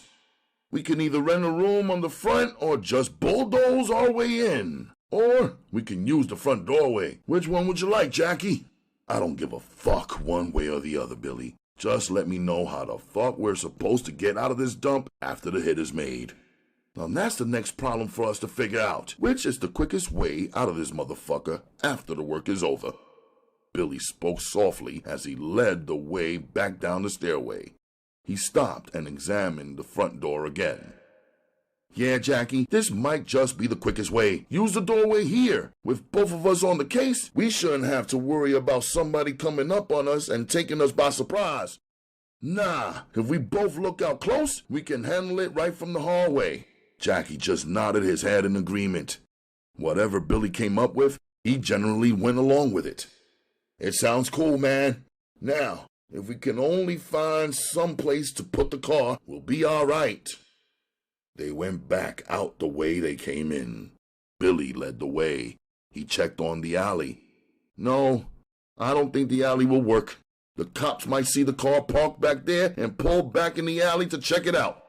They walked back towards the car in silence as Billy studied the few escape routes open to them.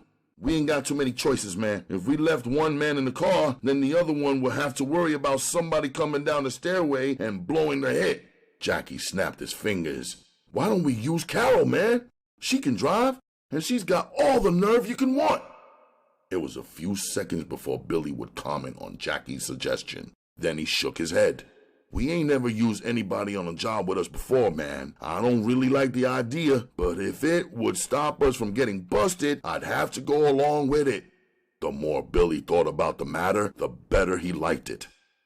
It might just work out at that, Jackie. I ain't worried about the broad. Kenyatta used her on that hit on the cops, so we know she's damn cool as far as not talking, or he never had pulled her along on that job. There's that motherfucker again, Jackie said suddenly as the tall, dark man saw them and hurried back into the building. If you see that motherfucker tomorrow when you're looking down that barrel, be sure to put a couple of well-placed slugs in his ass. That motherfucker could cause us a lot of trouble, Jackie stated seriously. Billy agreed with him wholeheartedly as he started the motor up. It will be the first time a bastard could put the finger on us, Jackie, but all we have to do is come in the back way so the bastard can't place us tomorrow. We make damn sure he doesn't see us. That's all. Billy wasn't as relaxed about it as he led on. When we find the time, we'll come back down and pay our nosy friend a little visit. Jackie, if by chance I forget about it, you remind me, Billy said as he pulled away from the curb.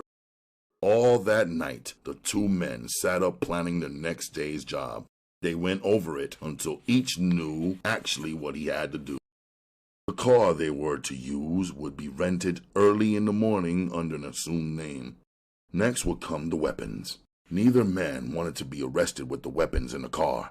Using Carol would help them out there. She could drive the second car carrying the guns in it. Neither man got much sleep that night. Billy lay awake staring at the ceiling, while Jackie had Carol keep him company. He clutched the woman closely all night, making love to her off and on, until daybreak came streaming through his window. Then and only then did he finally fall asleep, and both men overslept. It was close to 12 o'clock before they got up. Carol allowed them to sleep late, then she got up and prepared them a quick breakfast. She woke her man first, then knocked on Billy's door. They got up and ate hurriedly, then prepared to leave, picking up the guns and putting them in the trunk of the rented car Carol was to drive. One rifle with a scope on it, plus 2 .38s in case they had to shoot their way out of the building. After that, they were ready. They parked the first car on Woodward in front of the Holiday Inn on the street. If everything went right, they'd transfer over to this car and leave the one they were riding in. Then they climbed into the car with Carol, and she drove slowly toward their destination. In a matter of minutes, they were there. Undecided on whether or not she should turn up in the alley, Carol slowed down, but Billy spoke up. "Keep on going, honey. We're going to get out on that side street and cut through some yards." He glanced down on his watch. "Everybody check their watches," he ordered, remembering how Kenyatta had done it. "Carol, at exactly 5 minutes after 1, you pull into the alley. Make sure it's exactly 5 minutes after 1, because we'll be coming out of there at just that time. I'm going to leave the rifle behind so that we won't draw any attention that we don't want." "Well, looks like this is about it," Jackie said as Carol pulled up and parked where she was directed to. Both men got out and glanced up and down the street as Carol opened the trunk. The rifle was long, but it was in a wrapper. They stuck the pistols inside their pants, then hurried towards the nearest yard. They made their way through the yards, coming out in the rear of the house that they wanted. No one had really paid any attention to them. Just as on the day before, Billy led the way toward the front of the building. It was deserted except for an alley cat that ran at the sight of the two men. Billy glanced out of the broken window in the front doorway. As he observed the street, Jackie checked the hallway. If anyone was to come along while the men were getting ready to make their hit, Jackie was to hold them at gunpoint until after Billy cut down the dope pusher. Then and only then, Jackie was to cut the witness down with his pistol. "So far, so good," Jackie murmured. "Here comes our boy now," Billy stated, keeping Jackie up on what was happening out on the street. "Just like we hoped, the bastard continues to use the same routine day after day. He must not be able to sell the drugs from inside the pool room or restaurant, so he has to use the doorway over here. He's standing out on the sidewalk now, so he has to use that doorway over there. He's standing out on the sidewalk now, prancing for the women." David considered himself quite a ladies' man. While one of his lieutenants stood in the nearest doorway, taking care of the customers that came along, David stood out on the sidewalk collecting the money. After an addict paid him, he would tell the bodyguard nearest him what the man was buying. This man would relay the price of the buy to the man in the doorway, who would then give the addict what he paid for.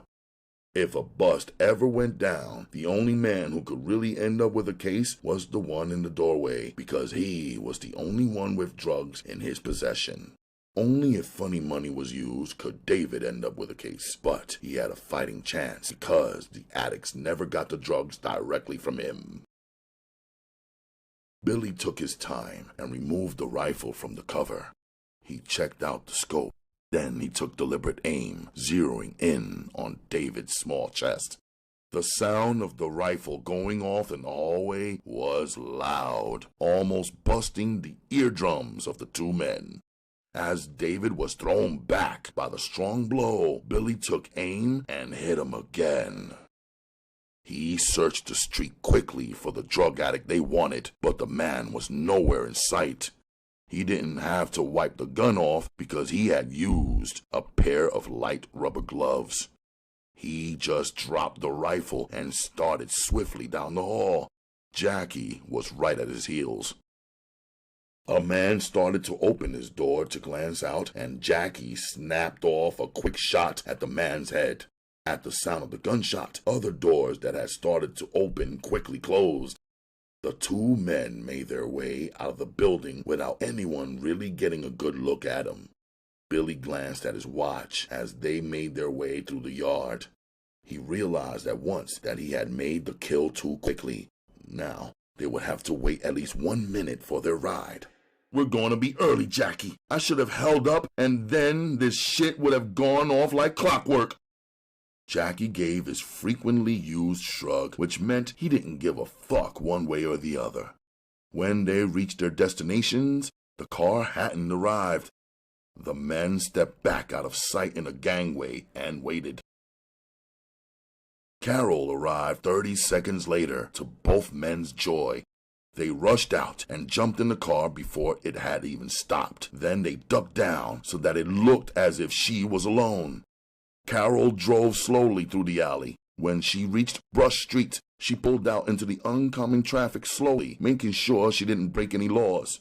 Suddenly, as she moved down the street with the traffic, a police car pulled up beside her. She smiled politely at the black officer on the passenger side. The officer smiled back, flirting with her. Then the driver of the police car put on his lights and they took off with the sirens screaming. Looks like we're just about home free, she said as she turned off and headed for their other car. Chapter 10. On the outskirts of town, in the penthouse of a swank apartment building, the phone rang softly. A man in a dark business suit picked up the receiver and spoke into it for a few seconds. Then he hung up. He made his way to the rear of the penthouse, where the inside swimming pool was located. "Kingfisher," he called out in a low voice. "Somebody just knocked off that little punk David." "Who the hell is David?" a tall, tan-complexioned black man asked. His voice had a mellow sound to it, yet it was firm. One could tell he was used to giving orders. "You know," the man said again, trying not to speak too loudly, "little David, the kid that handles that East Side action downtown. You got it together now, boss?" The Kingfisher waved his hand at the beautiful woman lying on the rug next to him. "Go fix yourself a drink, Vicky. Take a long time while you're at it." He waited until the white girl in the bikini disappeared before he spoke again. The swinging of her well-shaped hips was enough to hold any man's attention, but with the walk she had, it drew them like flies. "Pretty good-looking stuff, huh?" Kingfisher asked. "You always pick the best," the man answered truthfully. "I just wish I had your taste." "Taste hell. Money, you mean, don't you, Sam?" Kingfisher inquired sharply. "Now what's this shit about little David getting hit?" "That's it, boss. Somebody took a rifle and knocked him out of the box from across the street. He was on our corner getting rid of the dope when he was hit. There was no attempt to rob him or nothing, just a straight-out hit." Kingfisher stood up. He was tall, at least 2 inches over 6 feet. His hair was graying around the edges, still wavy from the last process he had gotten. His dark eyes glittered dangerously as he started to pace up and down alongside his pole. "So the kid was right after all," Kingfisher stated after a minute.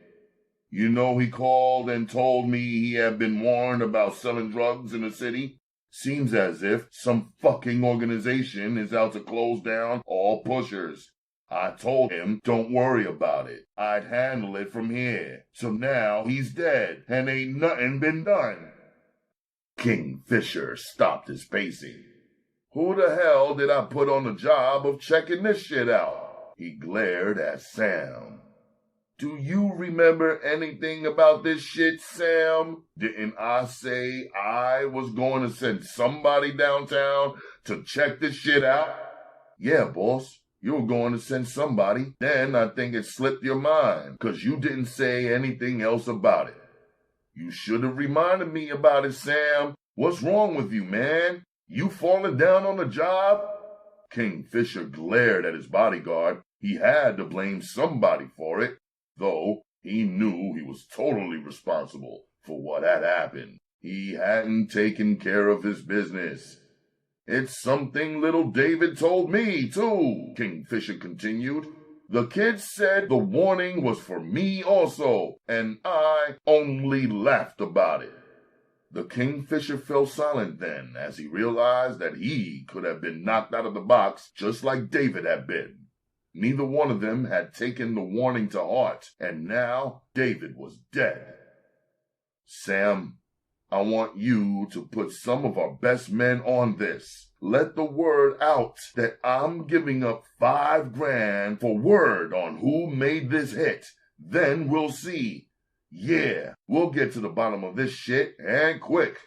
Okay, boss, Sam answered, glad that the big man had forgotten to hold Sam responsible for not reminding him about the trouble. Things like that could get a guy killed, Sam reflected as he waited for the rest of his orders. Now, all he wanted to do was get out of the Kingfisher's sight for a while, because it was a bad place to be when the Kingfisher was aroused. Have Vicky bring me out a drink when she comes back, Sam, and also tell the boys to double-check anybody who tries to come in to see me. We had better make sure everybody is checked out real close. And man, I want you to personally see to it that my orders are carried out. No more mistakes, Sam. You dig where I'm coming from? No more mistakes. I don't like to take chances on my life, and it looks like we just took a big one. Okay, King.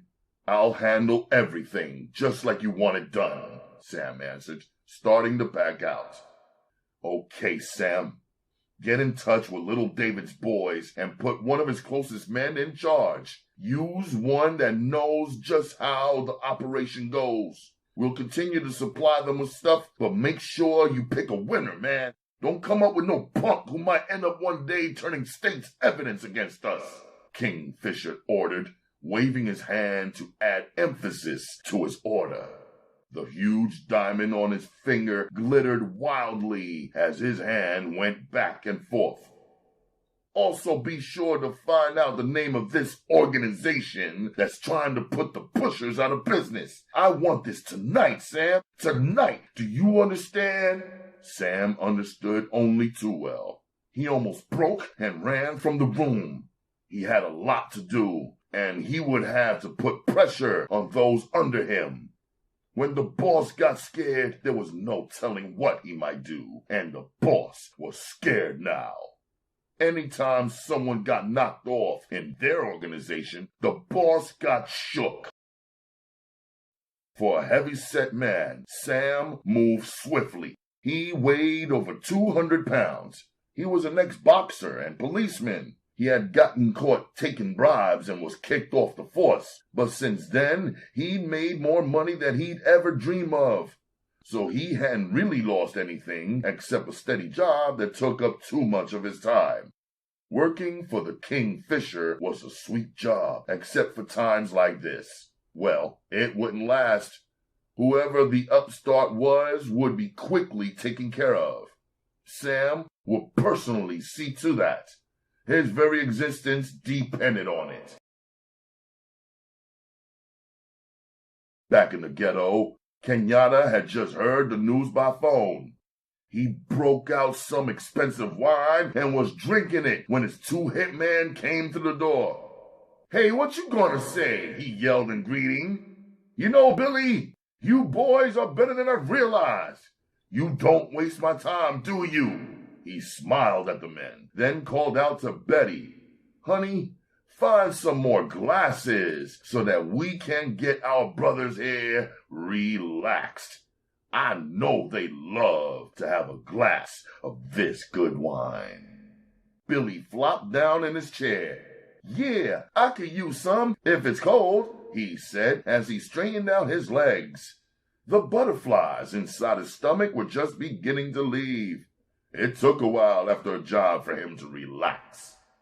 "How did everything go?" Kenyatta inquired as the men made themselves comfortable. "Just like clockwork," Jackie said, popping his fingers. "You couldn't ask for a better job. It was pure sweetness." "Uh-huh," Kenyatta mumbled as he pulled his desk drawer open. He removed the packs of money and tossed them on the desk. "I think these belong to you boys," he said, leaning back in his chair. He watched Jackie pick up the money.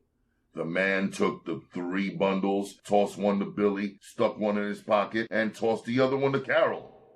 We didn't talk about it, Billy, but I feel as if she earned one, man, he said, shaking his head as she attempted to give the bundle back. Keep it, baby. If I didn't want you to have it, woman, I wouldn't have given it to you. Billy laughed loudly. He's right, Carol. You really earned it, girl. When I saw that car pull up in the alley, I would have gladly given you all 3 of these joints just for that lift. You could say that again, Jackie added. My ass was shaking like a dog eating pumpkin seeds and shitting turds. It wasn't all that bad. You guys just said it went like a dream, didn't you? Kenyatta asked, curious. We got there a minute before our ride was supposed to arrive.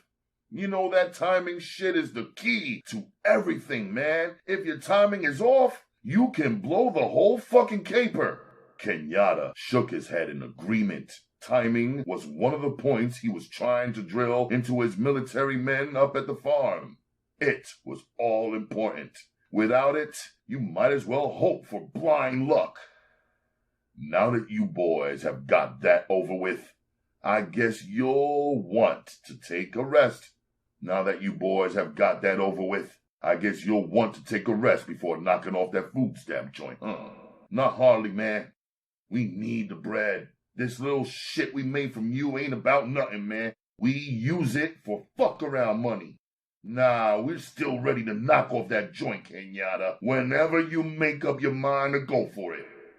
It's gratifying as hell to run into some guys so dedicated, Kenyatta replied as he studied the men. But all work and no play is bad for your health, man. So I'm gonna give a little party for you guys. After that, then we'll get down to business, okay? What the hell? Billy answered. Why not? We might as well enjoy ourselves. Money ain't shit if you can't find the time to have fun with it. That's the spirit, Billy, Kenyatta said. Let's let our hair down for a minute. Suppose I set up for tonight. That way, we can have big fun and not waste too much time. The men laughed together. It was a relaxing time. They had taken off a hard job, and now it was time to enjoy themselves. When Betty returned with the drinks and Kenyatta told her about the party, she smiled brightly. Hey, Daddy, that should be real hip. We ain't really swung around here in quite a while. The sound of her voice was like bells tinkling. Billy couldn't help but stare at her. I sure hope there's another girl in your organization like Betty, man. If so, I might even join up. Kenyatta started to say something hip in return, but he saw the hunger in the man's eyes and knew that he was looking at a lonely person. I'm sure you'll be able to find somebody who will knock you to your knees, Billy. He hesitated, then said, Betty, you know what? I was thinking about calling the guys and girls out at the farm. Tell them I said to start a barbecue and to put some beer and wine on ice. We're on our way. He glanced over to the men. We can have more fun out there than we'll ever have here. Let's gas up and head for the country. I'll bet it will be something you two will never forget. Chapter 11. It was a small convoy that drove out of town. There were 6 carloads of men and women traveling to enjoy the party. Billy and Jackie rode alone with Carol. She sat in the middle while Billy did the driving. Kenyatta was driving the lead car with Betty, and another couple made use of the back seat. They hadn't been driving over an hour before Kenyatta pulled off the freeway and headed down a 2-way highway. The houses began to get farther and farther apart until nothing more than an occasional farmhouse could be seen. Kenyatta turned off the paved road and led them down a dirt one. The dust coming off his tires was so heavy that at times Billy could hardly see ahead. Finally, the lead car turned into a pathway that led up to a large white farmhouse. As the men gazed out of the window, they could see people coming out of the 6 smaller houses that surrounded the large white frame one. People were everywhere, smiling and waving as they drove up. Those little houses are for married couples, Carol informed them. Hey, baby, are my eyes playing tricks on me? Or are those really cows I see back there behind the building? Jackie asked curiously. Yes, honey, they're cows, and we've also got some pigs and chickens on the place. Carol answered with a note of pride in her voice. Wee, Billy remarked with sarcasm. You mean to say you believe Kenyatta will share this shit with the rest of you? You don't have to believe if you don't want to, Billy, but everything on this place belongs to everybody in the organization. Anyone who wants to can move out here and live rent-free. Where else can a black person stay rent-free, food-free, and everything else free? When they eat pig, you eat pig. That's why I say it's ours. If I want to, I can move out here for the rest of my life. No more worry about the rent and the rest of that shit that bugs the ordinary person in the city. Sounds good, honey. Now all you got to do is talk Jackie into joining up and moving out here with you, and you can relax for the rest of your life. Funny, funny, funny. You know, Billy, I never realized in all this time that you're a real funny guy, Jackie said, with no humor in his voice. Now don't you two start fussing. It ain't nothing wrong with what he said, Jackie. If you and I were to move out here, what will be so bad about it? She glanced over at him, her eyes large and shining. Well, honey, when you put it like that, I can't see anything wrong with it, Jackie replied. Billy smiled encouragingly as they got out of the car. Find me a girl like Betty, Carol, and I'd gladly move out here with her. It might have been said in a joking manner, but she could read the seriousness in his voice. He's really got a case on Betty, she thought silently, as she took both men's arms and led them up the path towards the house. People were waving and calling out to her as they got closer and closer to the farmhouse until she had to release them so she could wave at friends. Everybody does look healthy and happy, Jackie stated as he examined the faces they passed. I mean, these guys and gals really look like they dig this country life. Why do you think so many of our members are out here on the farm instead of back in the city at our club? She asked seriously. I thought they were out here going through some kind of training, Billy replied. Some of them are, but most of them are finished with that job, and they'd rather stay out here than back there. You just have to stay out here to understand it, man. You don't have no police harassment, and for a black man, that is something in itself. A man can completely forget the color of his skin out here. It don't make no difference if you're black or green. Don't nobody bother you about it. Whereas back in the city, a black man is constantly on his guard because of the white pigs fucking with him. Hey, young lady, that's strong language for one so tiny, Jackie warned her, holding her arm tightly. She smiled up at him. Okay, sweet man, I'm warned. I won't forget I'm a lady again, okay? He grinned. It's all over you. There's nothing you can do about it. Carol stopped and introduced them to some people, then led them towards the rear of the house where the wonderful smells were coming from. In the back, there was an open barbecue pit with ribs piled high on it. Next to it were smaller pits with chickens and steaks cooking. An open tub was filled with beer cans and unopened bottles of wine. It's not every day that they have a party out here, so they're really going to let their hair down, Carol warned as she took them by the arm and steered them towards the house. Tell me something, Carol. Ain't all the girls spoken for out here? Billy asked. No way, She answered quickly. You see that little house over there? She said and pointed her finger to show where she was talking about. Well, that's where the single girls stay until they find a man they like and choose him. You'd be surprised just how many free ladies there are out here. I'd say at least 5 or 6 anyway. 5 or 6, huh? Well, that ain't too many, Billy replied seriously. Well, how many do you need? I think 1 would be enough if you could find the right one, Carol stated, getting angry with him but not wanting to show it. She opened the back door and shoved them through. In the kitchen, 2 women were busy handling pots and pans. Hi, Jean. Connie? She quickly introduced her two escorts to the women, then continued on. Billy glanced back at the cute brown-skinned girl called Connie. "Hey man, I really like what I seen just then," he stated. Carol just grinned and continued to lead them through the house. She took them upstairs and showed them the bedrooms. "You have to stay out here quite a while before you can get one of those," she said. "These generally go to the people who work on the place and aren't going back to the city for quite a while. There's a long list of people waiting for them." When they came back downstairs, Betty had a tall, dark-complexioned woman with her. She hurried over to them. "Hey, I got somebody for you to meet. This is Joy. Joy, the short one is Billy, and that tall guy happens to be Carol's love of life. His name is Jackie." She stayed with them for a few minutes, then departed. Joy took Billy's arm, and they started walking around the farm. It was late evening before they ran into Kenyatta. With him was a tall, dark man whose head was as clean-shaven as Kenyatta's.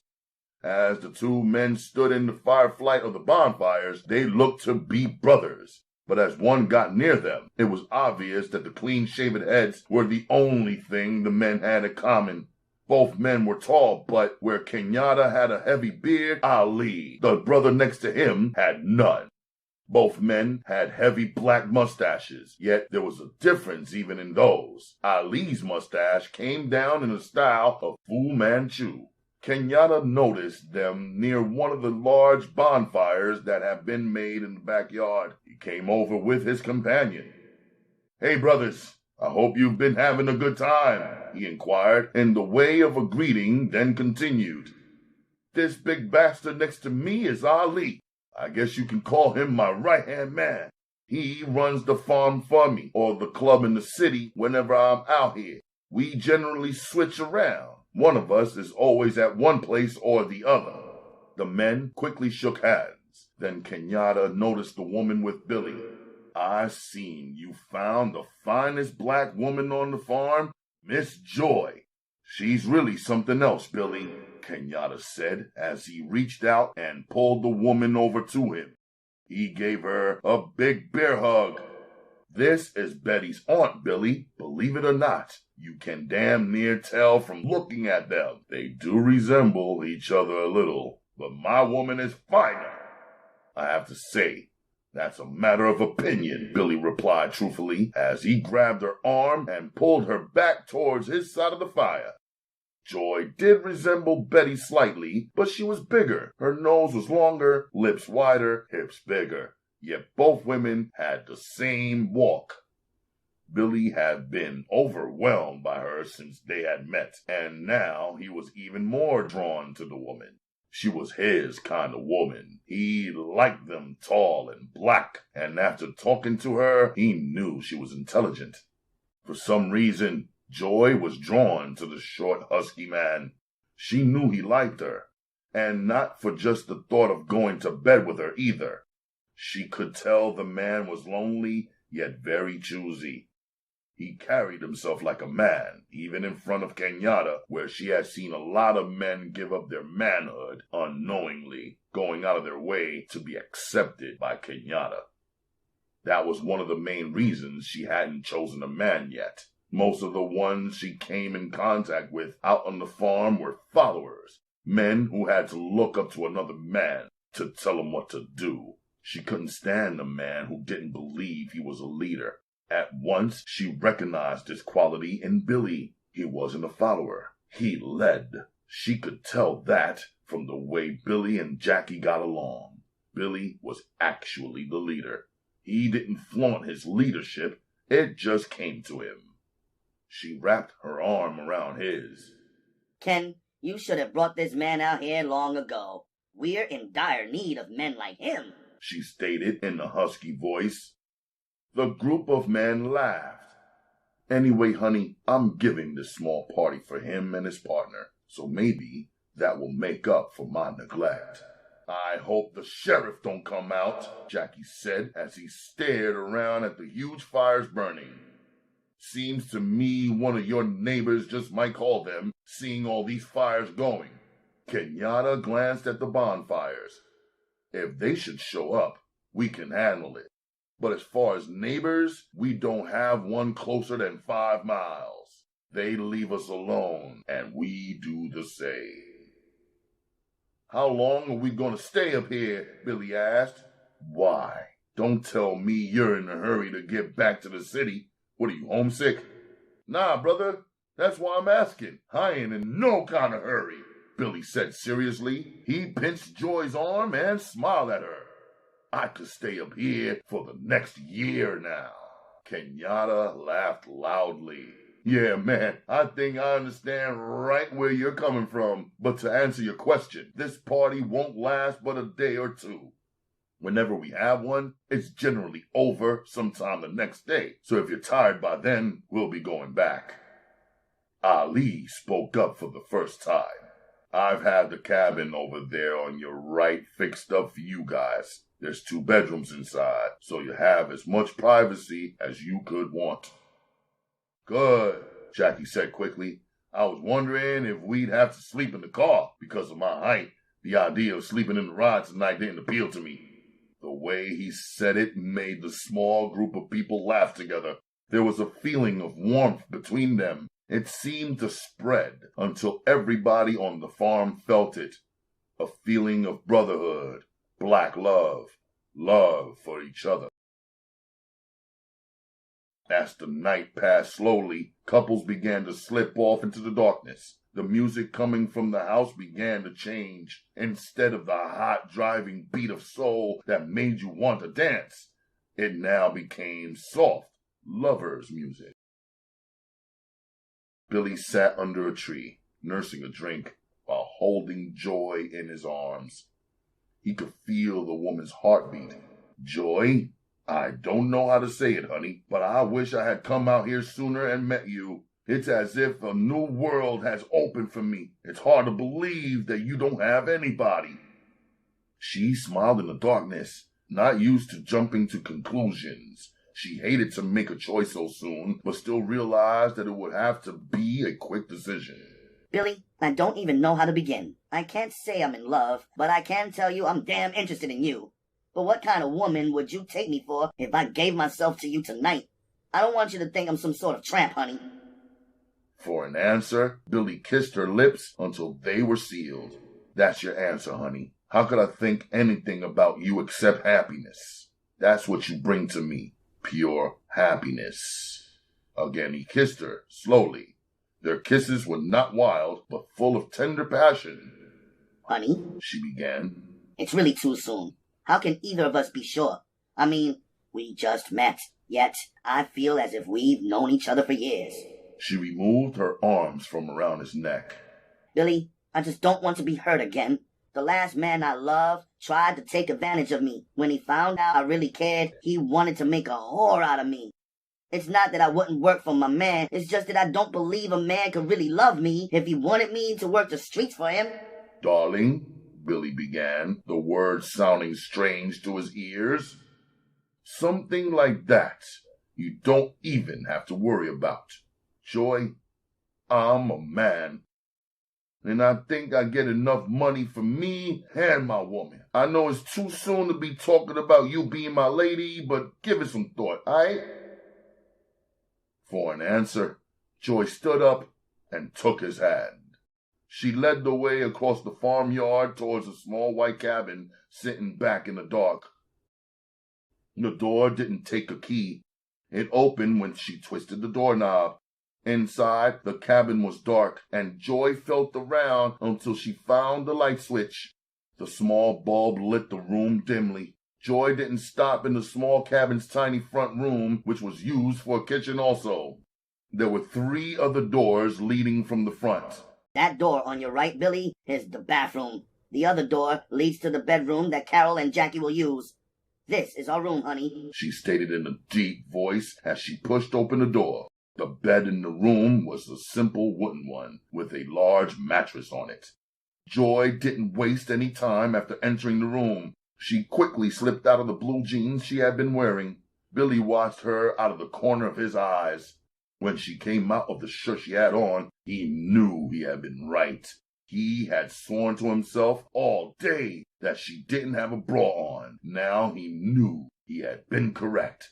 He quickly took his clothes off. As he undressed, Joy pulled back the covers and jumped into bed. You may not believe it, honey, but you're the first man I've had in 6 months. I came out here about 4 months ago. Before that, I'd left my man and kept an apartment in the city on the west side with another girl. She stopped for breath, then added, So, Billy, you can't say you're getting a 6-month-old cherry. Her laughter followed, low and deep, the sound of a happy woman. As Billy neared the bed, she opened her arms and stretched towards him. She gave him the feeling of being wanted.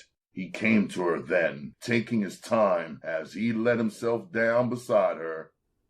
They embraced, kissing tenderly at first, then from the heat of their love, more violently as their passions became aroused.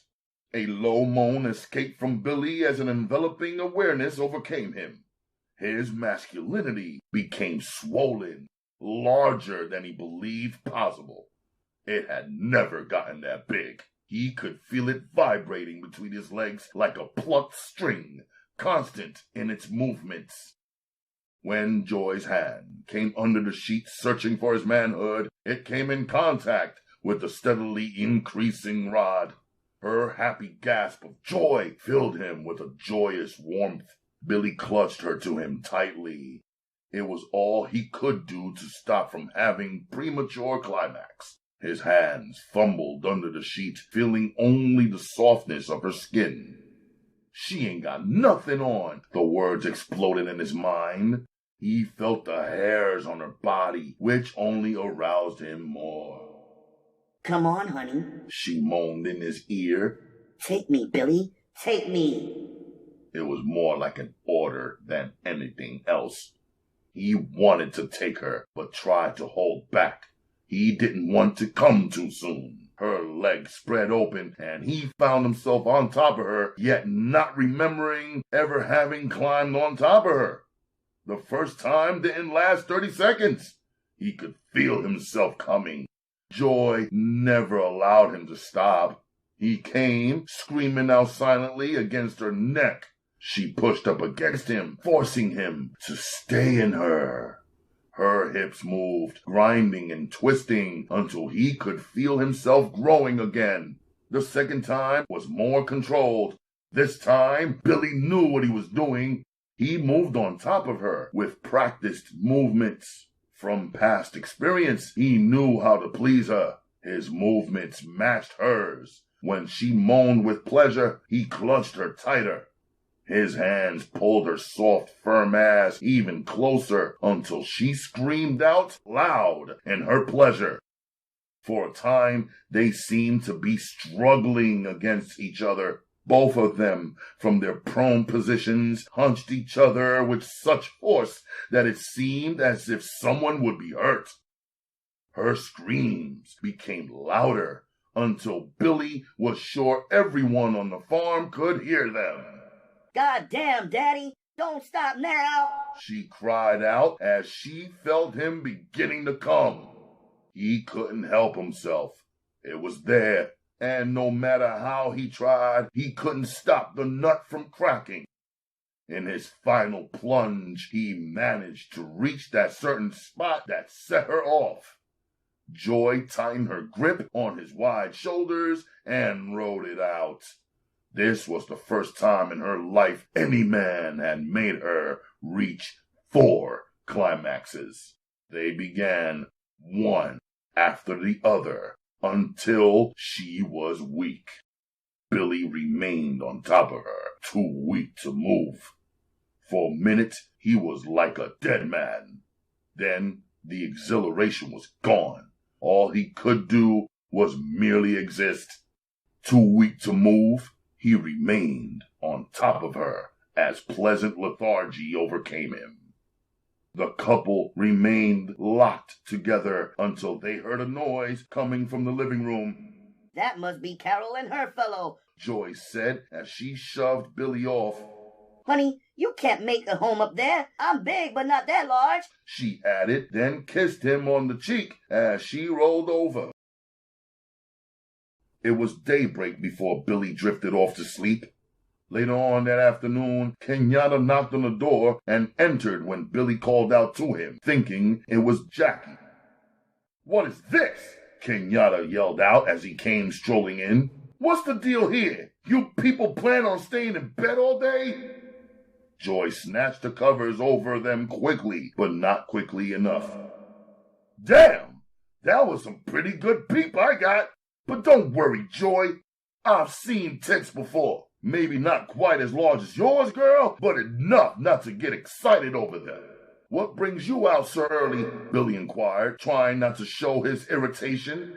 It was foolish of him, he realized, to be angry over Kenyatta's sudden appearance. But he was enjoying himself so much with Joy that he wouldn't have disliked any Warren's company right at that moment. "Don't worry, my man. This won't take but a few minutes. Then you can get back to whatever you were doing before I came barging in," Kenyatta replied. He walked over to the nightstand and picked up the half-empty cigarette pack. "I'm glad to see someone smokes my brand," he stated as he removed a cigarette from the pack. "Now, let's get down to the real deal. I'm getting ready to head back for town, Billy, so I wanted to check with you guys before I left." He waited to see if Billy had anything to say, then continued. "You're welcome to stay out here as long as you like. I'll check back with you by phone about that thing we were talking about."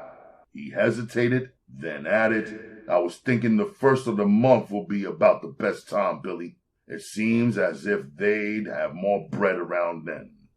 Do you agree?" "Yeah, man. It seems as if that would be the coolest time to me," Billy answered, without too much interest. Kenyatta's eyelids went up. "Hey, my man, what's this shit? You sound as if you don't dig it now. Have you had a change of mind or something?" "Nah, nothing like that, Kenyatta. I just don't have my mind on it right now, that's all," Billy said, and smiled. "Don't worry, brother. I just had such a wonderful time out here at your place, man, by worrying about that other shit back in the city." He hesitated and added, "I can easily see why some of the brothers come out here and don't want to go back. It's too easy to relax out here, away from all the hustle and bustle that goes on back there. Yeah, man, you can really relax out here." Kenyatta laughed loudly. "Shit, Billy. Everything gets tiresome, man. Give you a couple of weeks here, and you'll be begging to get back to the city." "Maybe you just might be right, but I don't really think so," Billy answered him, slowly, taking his time and thinking the matter over. "But anyway, I've got to take care of that little matter you were talking about. You say the first. Okay then. Fix it up for that day." "Beautiful," Kenyatta replied. "I'll handle it. You guys gonna lay out here until then or what?" "Maybe. Just maybe. I hadn't given it any thought, Ken, but after talking to Jackie, I'll know. Anyway it goes, we have our own car, so it won't be no problem for us to get back to the city." Joy spoke up suddenly. "I've got to go into the city sometime this week, honey, and see my little boy." Kenyatta smiled down at the couple. "Well, it looks like you're going to be coming in sooner than you realized after all, huh?" He laughed abruptly. "Fuck you, Kenyatta," Billy said good-naturedly. "I don't know what I'm going to do. I just woke up and here you were, so I'm not sure of anything. Give me time, man. At least time to wake up good. Who knows, Jackie might even want to go back today." "Okay then," Kenyatta said. "Just be sure to get in touch with me, that's all. I want to be able to reach you if something should come up, so just keep in touch." He stopped at the doorway. "By the way, Billy, I just want you to know, man, that Ali's in charge out here. So if you should have any problems or questions about something, just run him down, and he'll be able to put your boots on for you. Oh yeah, if by chance you should want to get in touch with me, as long as it's important, he'll also know where I can be reached other than at the club." Billy sat up in the bed. "Hey, Kenyatta, I've been meaning to ask, man. How can I find you if you ain't at the club? You want to give me some other address or phone number or something?" Kenyatta grinned. "Not yet, baby. Not yet," he said, and went out the door. The couple in the bed could hear him joking with Jackie, then silence. They didn't waste any more time. They both turned at the same time, so that Joy was quickly held in the firm grip. Her arms went around his neck, embracing him tightly.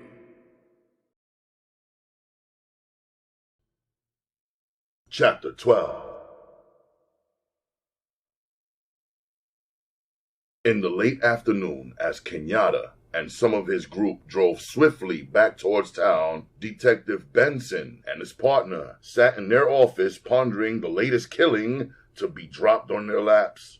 The other detectives in homicide had just walked out from a briefing where the chief of police had read the riot act to them. Either make some arrests on some of the latest murders or get ready to see certain changes made in the personnel.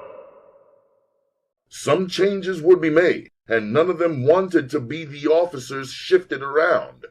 It would look bad on the record, plus it would be a cut in pay. It seemed to me that bastard was looking right at me, Ryan said for the 10th time. I know.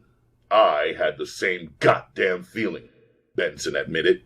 It seems as if somebody is going to catch hell if something doesn't break around here.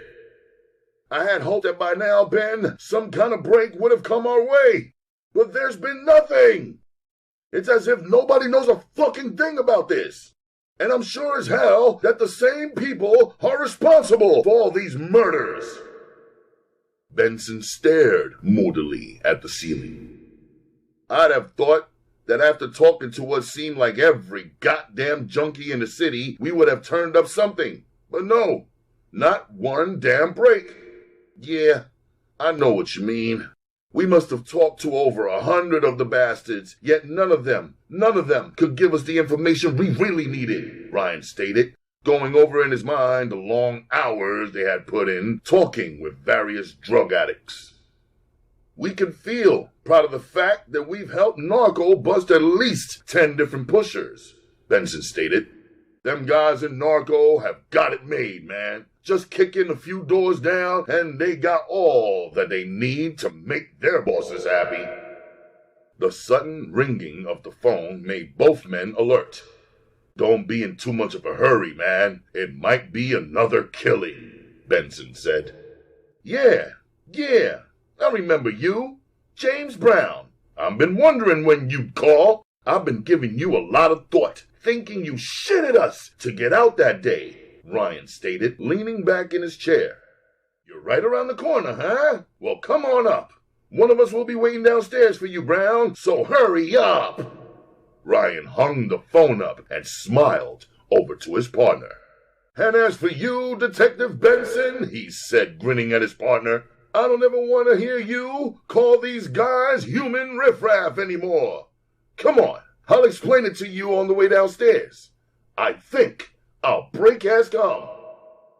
Ryan almost ran towards the elevator.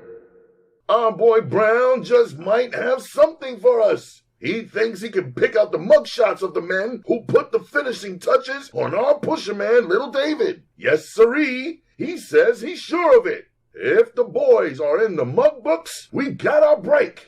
Did he see them do it? Benson asked as the elevator arrived. No, I don't think he's an eyewitness, or else he doesn't want to get that involved in it. But he says we should appreciate what he's got for us. Before Benson could say anything, he continued, appreciate it enough to give him $20. Aw, shit, Benson cried, not concealing the disappointment he felt. Before he could complain, Ryan leaped down his throat. Just what in the hell are you thinking about, Ben? Here you are crying about the only fucking break we've had. God damn it, man. I want to break this shit wide open too. But I don't expect the killers to come walking into our office and confess. Nor do I expect an eyewitness to come walking in. Now, here we've got a guy who says he can help us, and you're disgusted because the guy's not an eyewitness. The elevator stopped on the second floor, and 2 uniformed policemen got on. The 2 men discontinued their conversation at the sight of the 2 detectives. Hey, Ryan, I'm sorry about that. You're 100% right, too. I don't know. It's this fucking steady flow of murders that's getting me down. Maybe I'm not thinking right. Or maybe I'm thinking too much about the case. How many officers have been knocked off in 6 months? How many arrests with convictions have we come up with? Benson didn't wait for an answer. He continued. But I do know you're right about what you just said. The elevator came to a halt on the ground floor. Ryan put his arm around Benson's shoulder. No, I'm not right. I'm wrong as hell for jumping on you like that, he said as they walked away from the staring officers.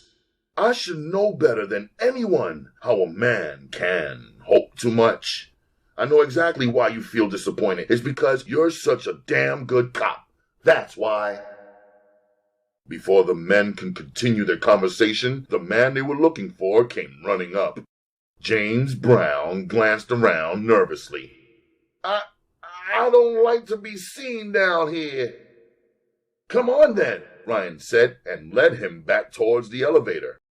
Brown didn't say another word until they were on their way up in the elevator. Now, what's this crap about you're pretty sure these boys made the hit, even though you didn't see them do it? Ryan inquired as they reached the 3rd floor and got out. It's like this, man, Brown began.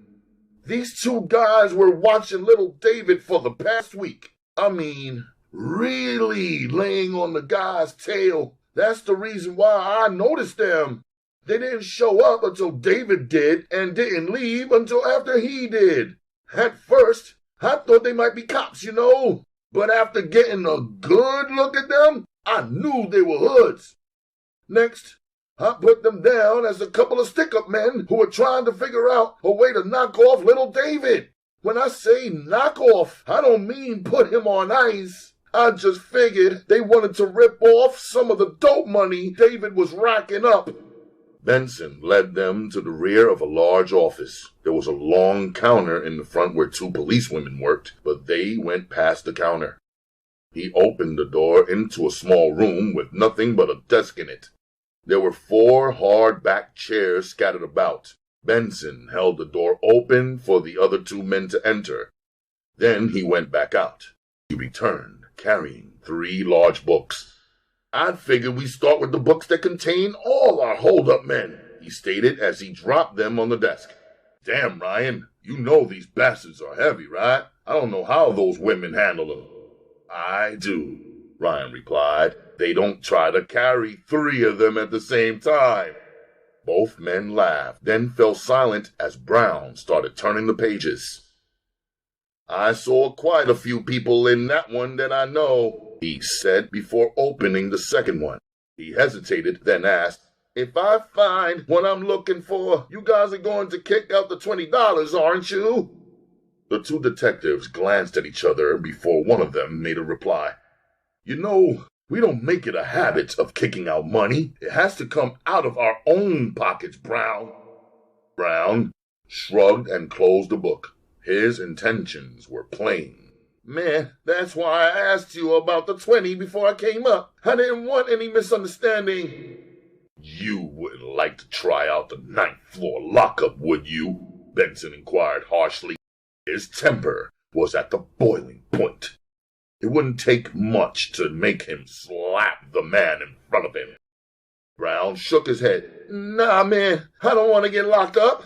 But that wouldn't help you bust this case open either. Okay, Brown, find the picture, then we'll see what we can do about your 20, Ryan said, playing the part of the peacemaker. Reluctantly, Brown began to thumb through the mugshots again. He worked his way through the book slowly until he was almost finished with it. Then he saw what he wanted and stopped. Under the pictures were the nicknames Mutt and Jeff. Quickly, Brown glanced at the address. No known address. He quickly memorized all the information he could. This was what he had come for, this very information, not for the funky $20 bill he was trying to milk out of the officers. The cheap bastards, he called them under his breath. Brown was shooting for way more than chump change. He had heard the wire on the streets. The information in front of him was worth far more than a punk-ass $20. Yes, sirree, he told himself. The Kingfisher would pay big stuff for this little bit of shit. He debated whether or not to tell the police anything, then decided it might be best to be honest with them. He might need a favor one day. "These two cats here," he said and pointed his finger at them. "I couldn't forget them two guys no kind of way. This one motherfucker looks as if he ought to be playing basketball with the motherfucking Harlem Globetrotters. Maybe even the Pistons. You know what I mean? This cat's really tall." Ryan glanced down at the pictures. A feeling of exhilaration ran through him. The only lead they had was from a woman who glanced out of a rear window and said she saw a real tall man going through her yard. It made sense. The pieces were beginning to fall into place. That's all Ryan had been waiting for. He had the feeling now that the thing would be busted wide open very soon. Benson began to put the books back together. "I hope you ain't trying to shit us, boy," he said, but he too couldn't hide the excitement in himself. He too felt that it was just a matter of time now. They had the hitmen's names and pictures. Maybe they didn't have an eyewitness, but once they got their hands on these boys, they'd get a confession. One of them will crack. They always did. "Well," Brown began slowly, "you guys gonna keep your word?" he asked, hinting about his $20. Ryan could see his partner's lips turn down in a sneer, and he knew that Benson was about to say something that they might regret later on. The informer had come through for them, so he might come through again in the future. It was well worth the price of $20 to get a line on the hitmen. "It's worth it, Benson," he said quickly.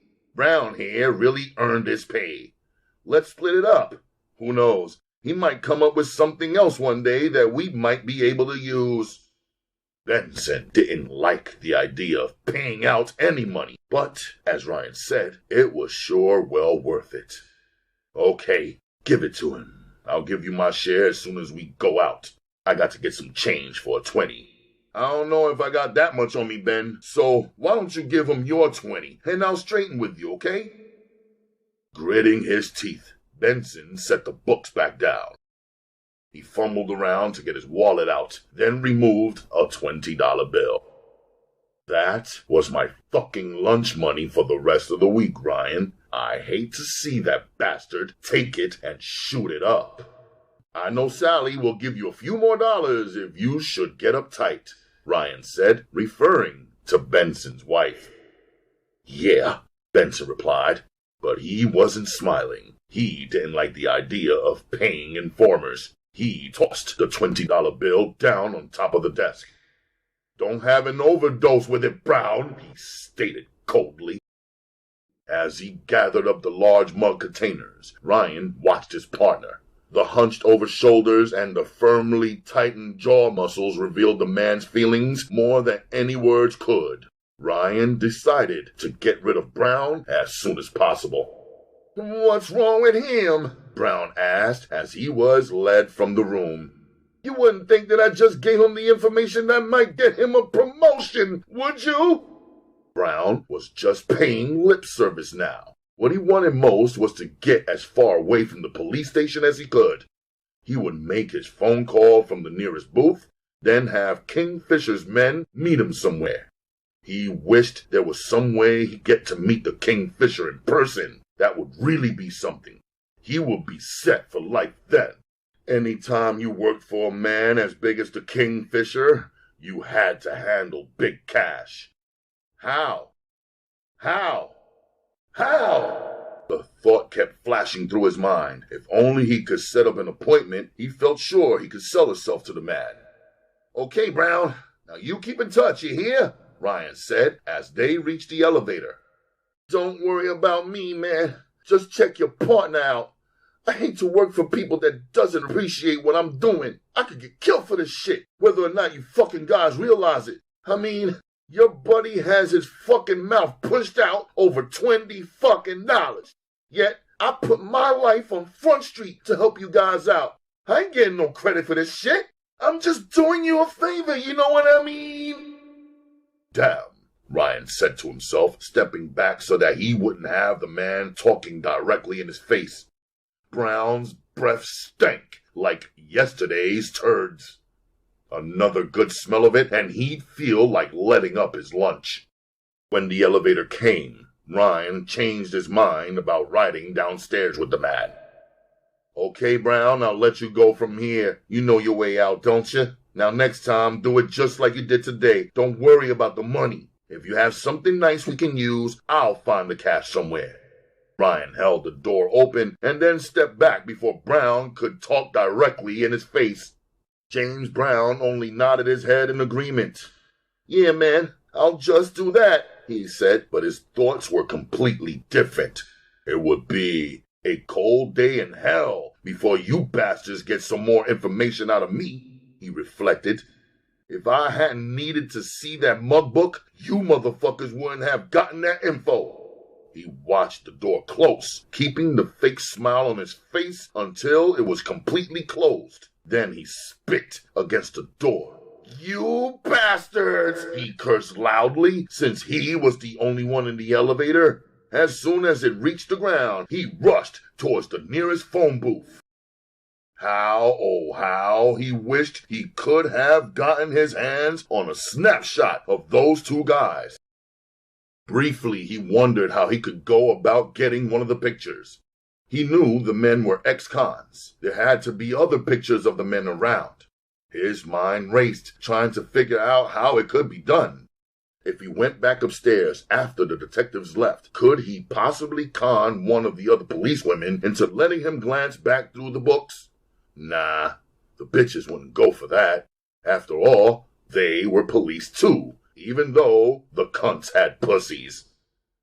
Both of the phone booths were in use. He waited for a minute, then decided to find a booth outside. Brown almost ran out the door.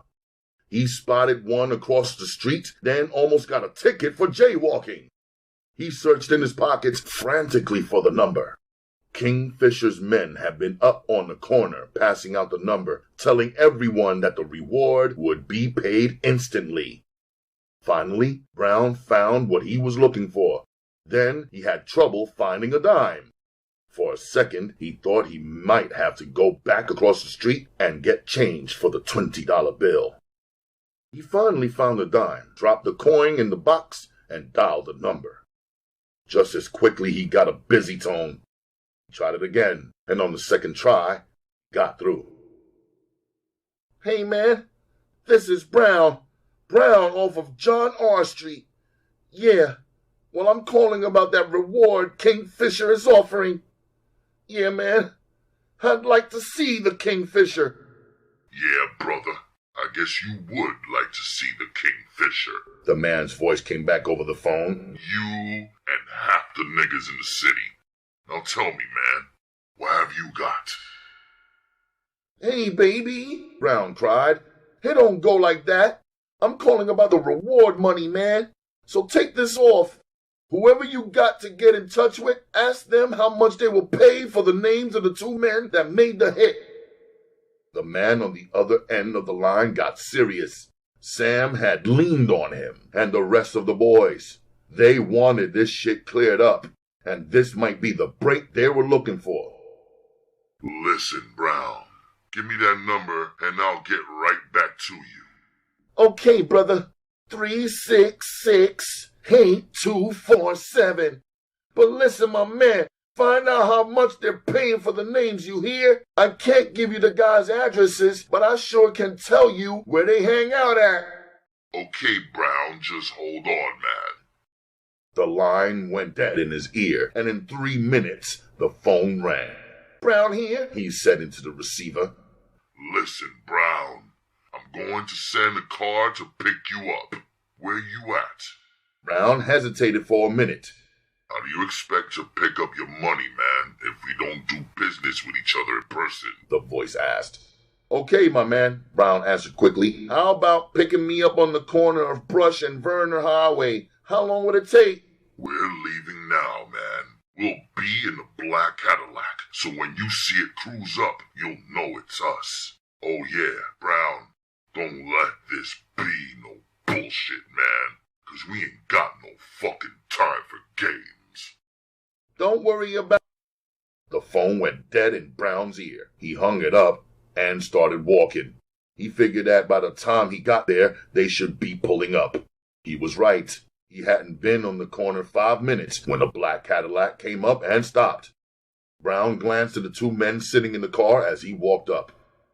Well, he told himself, here goes everything or nothing. They shouldn't do anything to me, he reasoned, since I got the information they want.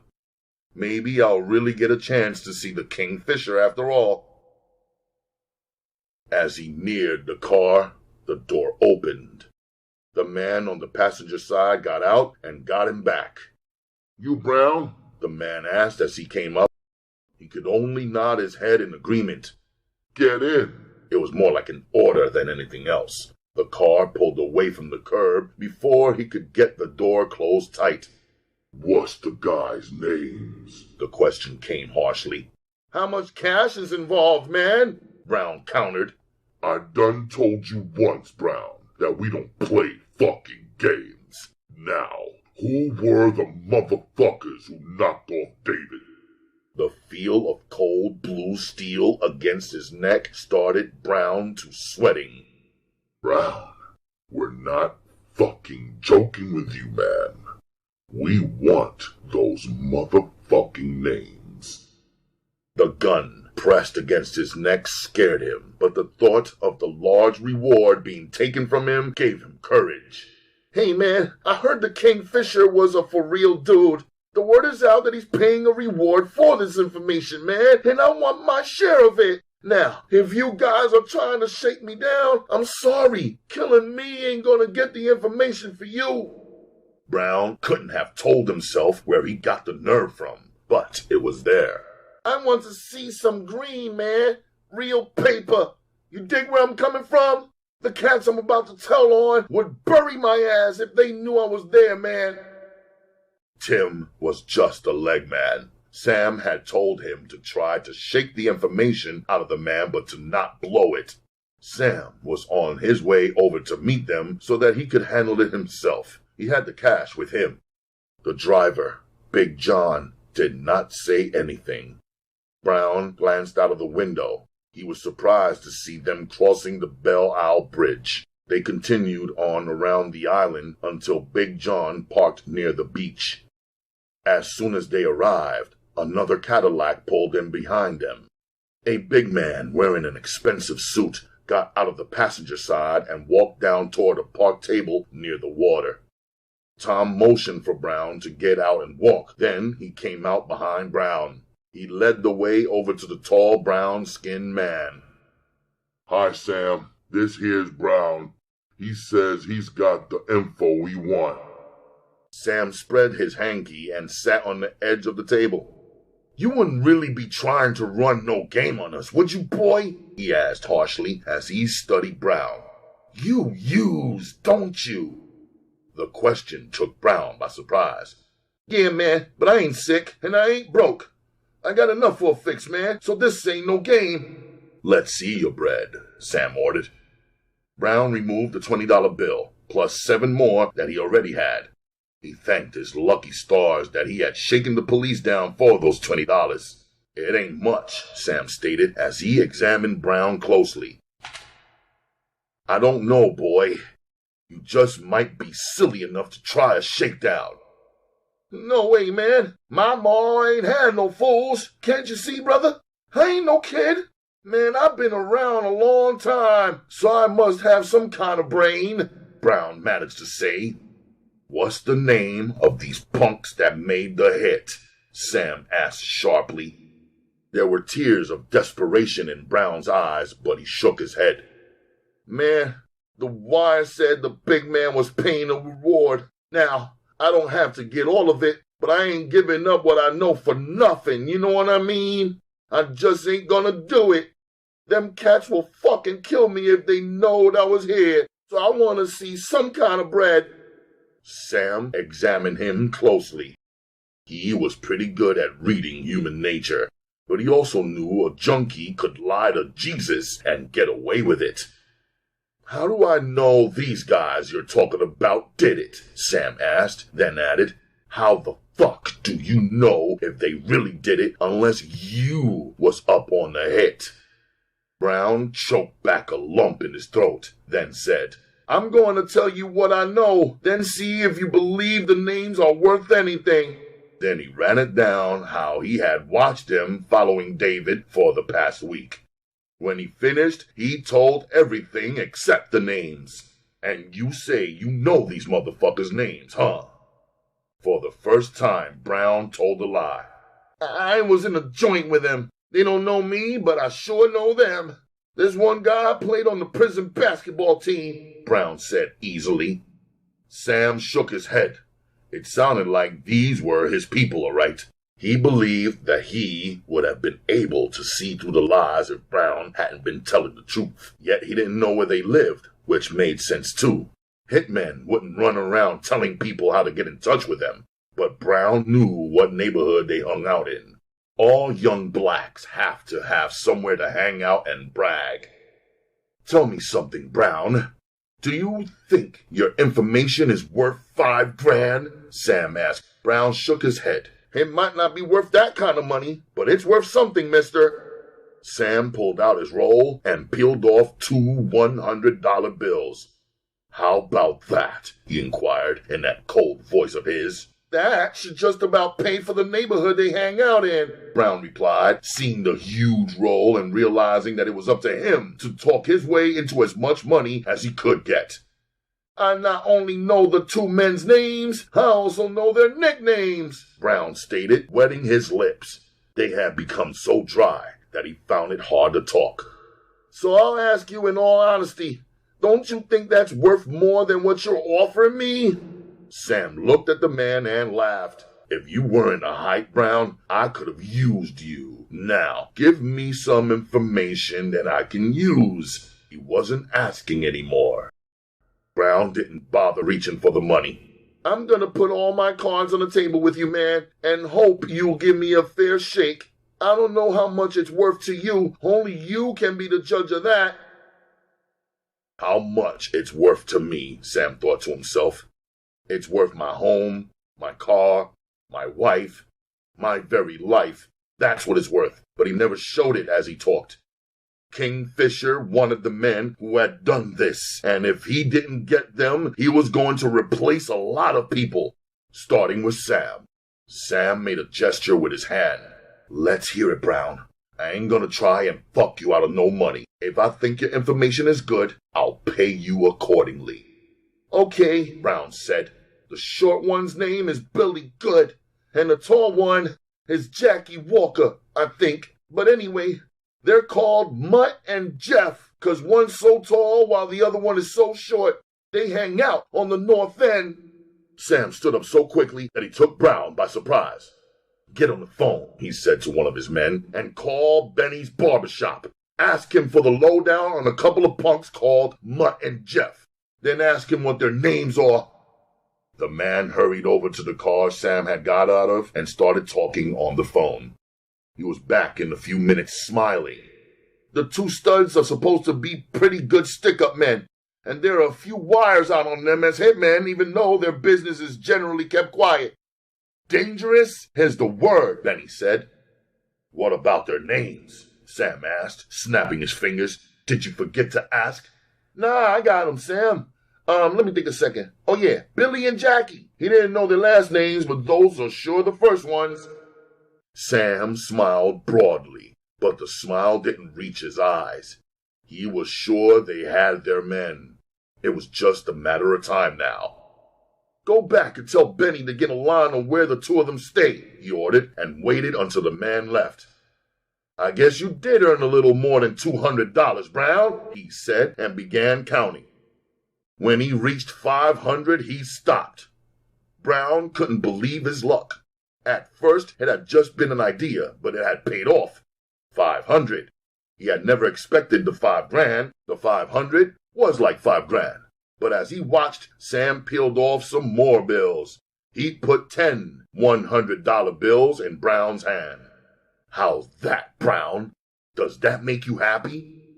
Brown could only shake his head. Happy wasn't the word. He didn't know how to thank Sam. Sam just waved him down, not wanting to hear it. That's all right, brother, Sam said as he got up from the table.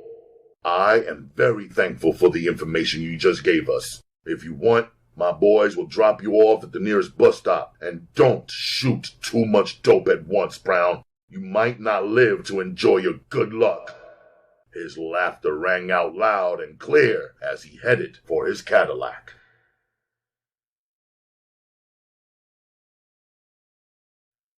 Chapter 13.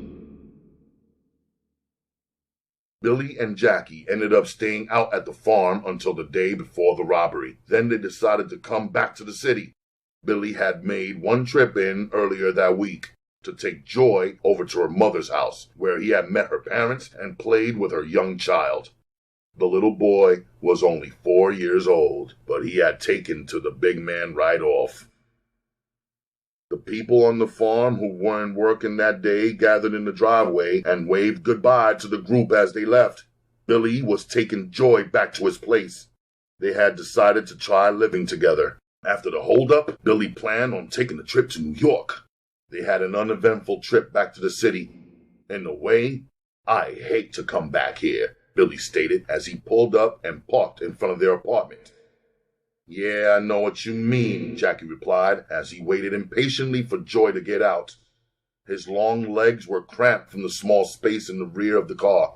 After this, Billy, we're going to have to start renting larger cars. Having never been over to the apartment, Joy didn't know which way to go, so she just stood on the sidewalk and waited for Billy to come around the car. She noticed the 3 black men get out of the parked car and start towards them, but she didn't really pay any attention to them until they were on top of the small crowd gathering on the sidewalk. Her first warning came when she heard Jackie call out, "Look out, Billy! They got guts!" At the sound of his yell, she glanced up in time to see what looked like a short stick come from under one of the men's suit coats. Then the street lit up with noise. Billy brought a pistol from under his coat, but it was too late. He let out a cry of pain when he saw Joy fall to the sidewalk, blood running from a large hole in her neck. She never even managed to scream. Then he was lifted off his feet and hurled backwards. He heard Jackie scream, "The bastard's using a sawed-off shotgun!"